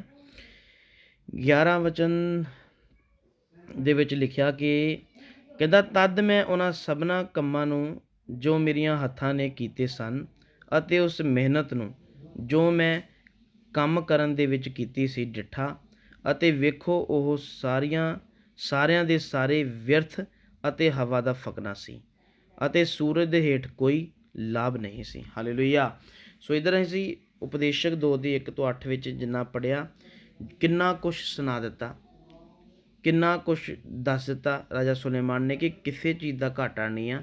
ਇਹ ਦੱਸ ਦਿੱਤਾ ਕਿ ਹਰ ਚੀਜ਼ ਉਹਦੇ ਕੋਲ ਆ, ਹਰ ਚੀਜ਼ ਦਾ ਨੇ ਲੁਤਫ ਲਿਆ, ਆਨੰਦ ਲਿਆ। ਪਰ ਇੱਧਰ 11 ਵਚਨ 'ਚ ਕੀ ਕਹਿ ਦਿੱਤਾ, ਤਦ ਮੈਂ ਉਹਨਾਂ ਸਭਨਾਂ ਕੰਮਾਂ ਨੂੰ ਜੋ ਮੇਰਿਆਂ ਹੱਥਾਂ ਨੇ ਕੀਤੇ ਸਨ ਅਤੇ ਉਸ ਮਿਹਨਤ ਨੂੰ ਜੋ ਮੈਂ ਕੰਮ ਕਰਨ ਦੇ ਵਿੱਚ ਕੀਤੀ ਸੀ ਡਿੱਠਾ। ਹੁਣ ਕਹਿੰਦਾ ਮੈਂ ਆਪਣੇ ਸਾਰੇ ਇਸ ਕੰਮ ਨੂੰ, ਇਸ ਮਿਹਨਤ ਨੂੰ ਜਦੋਂ ਦੇਖਿਆ ਅਤੇ ਵੇਖੋ ਕੀ ਦੇਖਦਾ, ਉਹਨਾਂ ਸਾਰਿਆਂ ਦੇ ਸਾਰੇ ਕਹਿੰਦਾ ਕੀ ਆ, ਇਹ ਵਿਅਰਥ ਆ ਕਹਿੰਦਾ। ਹਾਲੇਲੂਇਆ। ਸੋ ਮੇਰੇ ਪਿਆਰੋ, ਐਡਾ ਜ਼ਬਰਦਸਤ ਵਿਅਕਤੀ, ਕੀ ਕੁਛ ਆ ਇਹਦੇ ਕੋਲ, ਬੇਸ਼ੁਮਾਰ ਆ। ਘਰ ਨਹੀਂ ਆ, ਇੱਕ ਘਰ ਨਹੀਂ, ਬਹੁਤ ਸਾਰੇ ਘਰ ਆ। ਇੱਕ ਬਗੀਚਾ ਨਹੀਂ, ਕਿੰਨੇ ਬਗੀਚੇ, ਕਿੰਨਾ ਪੜ੍ਹ ਲਿਆ। ਪਰ ਕੀ ਕਹਿ ਰਿਹਾ, ਕਹਿੰਦਾ ਸਭ ਕੁਛ ਵਿਅਰਥ ਆ ਅਤੇ ਹਵਾ ਦਾ ਫਕਣਾ ਸੀ ਅਤੇ ਸੂਰਜ ਦੇ ਹੇਠ ਕੋਈ ਲਾਭ ਨਹੀਂ ਸੀ। ਹਾਲੇਲੂਇਆ। ਸੋ ਇਸ ਕਰਕੇ ਮੇਰੇ ਪਿਆਰੋ, ਅਸੀਂ ਵੀ ਜੋ ਸੂਰਜ ਦੇ ਹੇਠ ਮਿਹਨਤਾਂ ਕਰਦੇ ਹਾਂ, ਸੰਘਰਸ਼ ਕਰਦੇ ਹਾਂ, ਰਾਜਾ ਸੁਲੇਮਾਨ ਕਿੰਨੀ ਦੇਰ ਪਹਿਲਾਂ ਸਾਨੂੰ ਇਹ ਸੰਦੇਸ਼ ਦੇ ਚੁੱਕਾ। ਇਸ ਲਈ ਅਸੀਂ ਇਹਨਾਂ ਚੀਜ਼ਾਂ ਦੇ ਪਿੱਛੇ ਜਾਣਾ ਨਹੀਂ ਆ। ਸਾਫ਼ ਸਾਫ਼ ਦੱਸ ਚੁੱਕਾ ਕਿ ਇਹ ਸਭ ਵਿਅਰਥ ਆ। ਅਤੇ ਜੇ ਫਿਰ ਵੀ ਅਸੀਂ ਵਿਅਰਥ ਪਿੱਛੇ ਜਾਂਦੇ ਹਾਂ ਤਾਂ ਫਿਰ ਅਸੀਂ ਪਰਮੇਸ਼ਰ ਦੇ ਵੈਰੀ ਹਾਂ, ਕਿਉਂਕਿ ਵਚਨ 'ਚ ਕੀ ਲਿਖਿਆ, ਸੰਸਾਰ ਦਾ ਮਿੱਤਰਚਾਰਾ ਪਰਮੇਸ਼ਰ ਦਾ ਕੀ ਆ, ਵੈਰ ਆ। ਇਸ ਲਈ ਵਿਅਰਥ ਦੇ ਪਿੱਛੇ ਨਹੀਂ ਮੇਰੇ ਪਿਆਰੋ, ਅਰਥ ਦੇ ਪਿੱਛੇ। ਸੋ ਅੱਜ ਵੀ ਸਮਾਂ ਹੋ ਗਿਆ, ਸੋ ਮੈਂ ਪ੍ਰਾਰਥਨਾ ਕਰਦਾ। ਅੱਗਿਓਂ ਜੋ ਵਿਸ਼ਾ ਰਹਿ ਗਿਆ ਸੀ ਫਿਰ ਪ੍ਰਭੂ ਦੀ ਮਰਜ਼ੀ ਆ, ਅਤੇ ਕੱਲ੍ਹ ਦੇਖਾਂਗੇ। ਆਈਏ ਪ੍ਰਾਰਥਨਾ ਕਰਦੇ ਹਾਂ। ਸਰਵ ਸ਼ਕਤੀਮਾਨ ਪਿਤਾ, ਮੈਂ ਤੇਰਾ ਧੰਨਵਾਦ ਕਰਦਾ ਖੁਦਾਵੰਦ ਇਹਨਾਂ ਵਚਨਾਂ ਦੇ ਵਾਸਤੇ। ਪ੍ਰਭੂ ਅੱਜ ਫਿਰ ਤੁਸੀਂ ਆਪਣੇ ਲੋਕਾਂ ਦੇ ਨਾਲ, ਮੇਰੇ ਨਾਲ ਬੋਲੇ ਆ ਖੁਦਾਵੰਦ, ਤੇਰਾ ਸ਼ੁਕਰ ਕਰਦਾ ਪਿਤਾ। ਇਹਨਾਂ ਵਚਨਾਂ ਦੁਆਰਾ ਸਾਨੂੰ ਇੱਕ ਇੱਕ ਨੂੰ ਤੁਸੀਂ ਆਸ਼ੀਸ਼ ਦਿਓ ਪ੍ਰਭੂ। ਉਹ ਖੁਦਾਵੰਦ ਜਿੰਨੇ ਵੀ ਸੁਣਨ ਪ੍ਰਭੂ, ਖੁਦਾ ਬਾਪ ਤੇਰੇ ਲੋਕ ਇਹਨਾਂ ਵਚਨਾਂ ਦੇ ਅਨੁਸਾਰ ਹੋ ਜਾਣ ਪ੍ਰਭੂ, ਔਰ ਇੱਕ ਦੇ ਜੀਵਨ 'ਚ ਤੁਹਾਡੀ ਮਹਿਮਾ ਪ੍ਰਗਟ ਹੋ। ਯੀਸ਼ੂ ਮਸੀਹ ਦੇ ਨਾਮ ਦੇ ਵਿੱਚ ਮੰਗਦੇ ਹਾਂ, ਆਮੀਨ।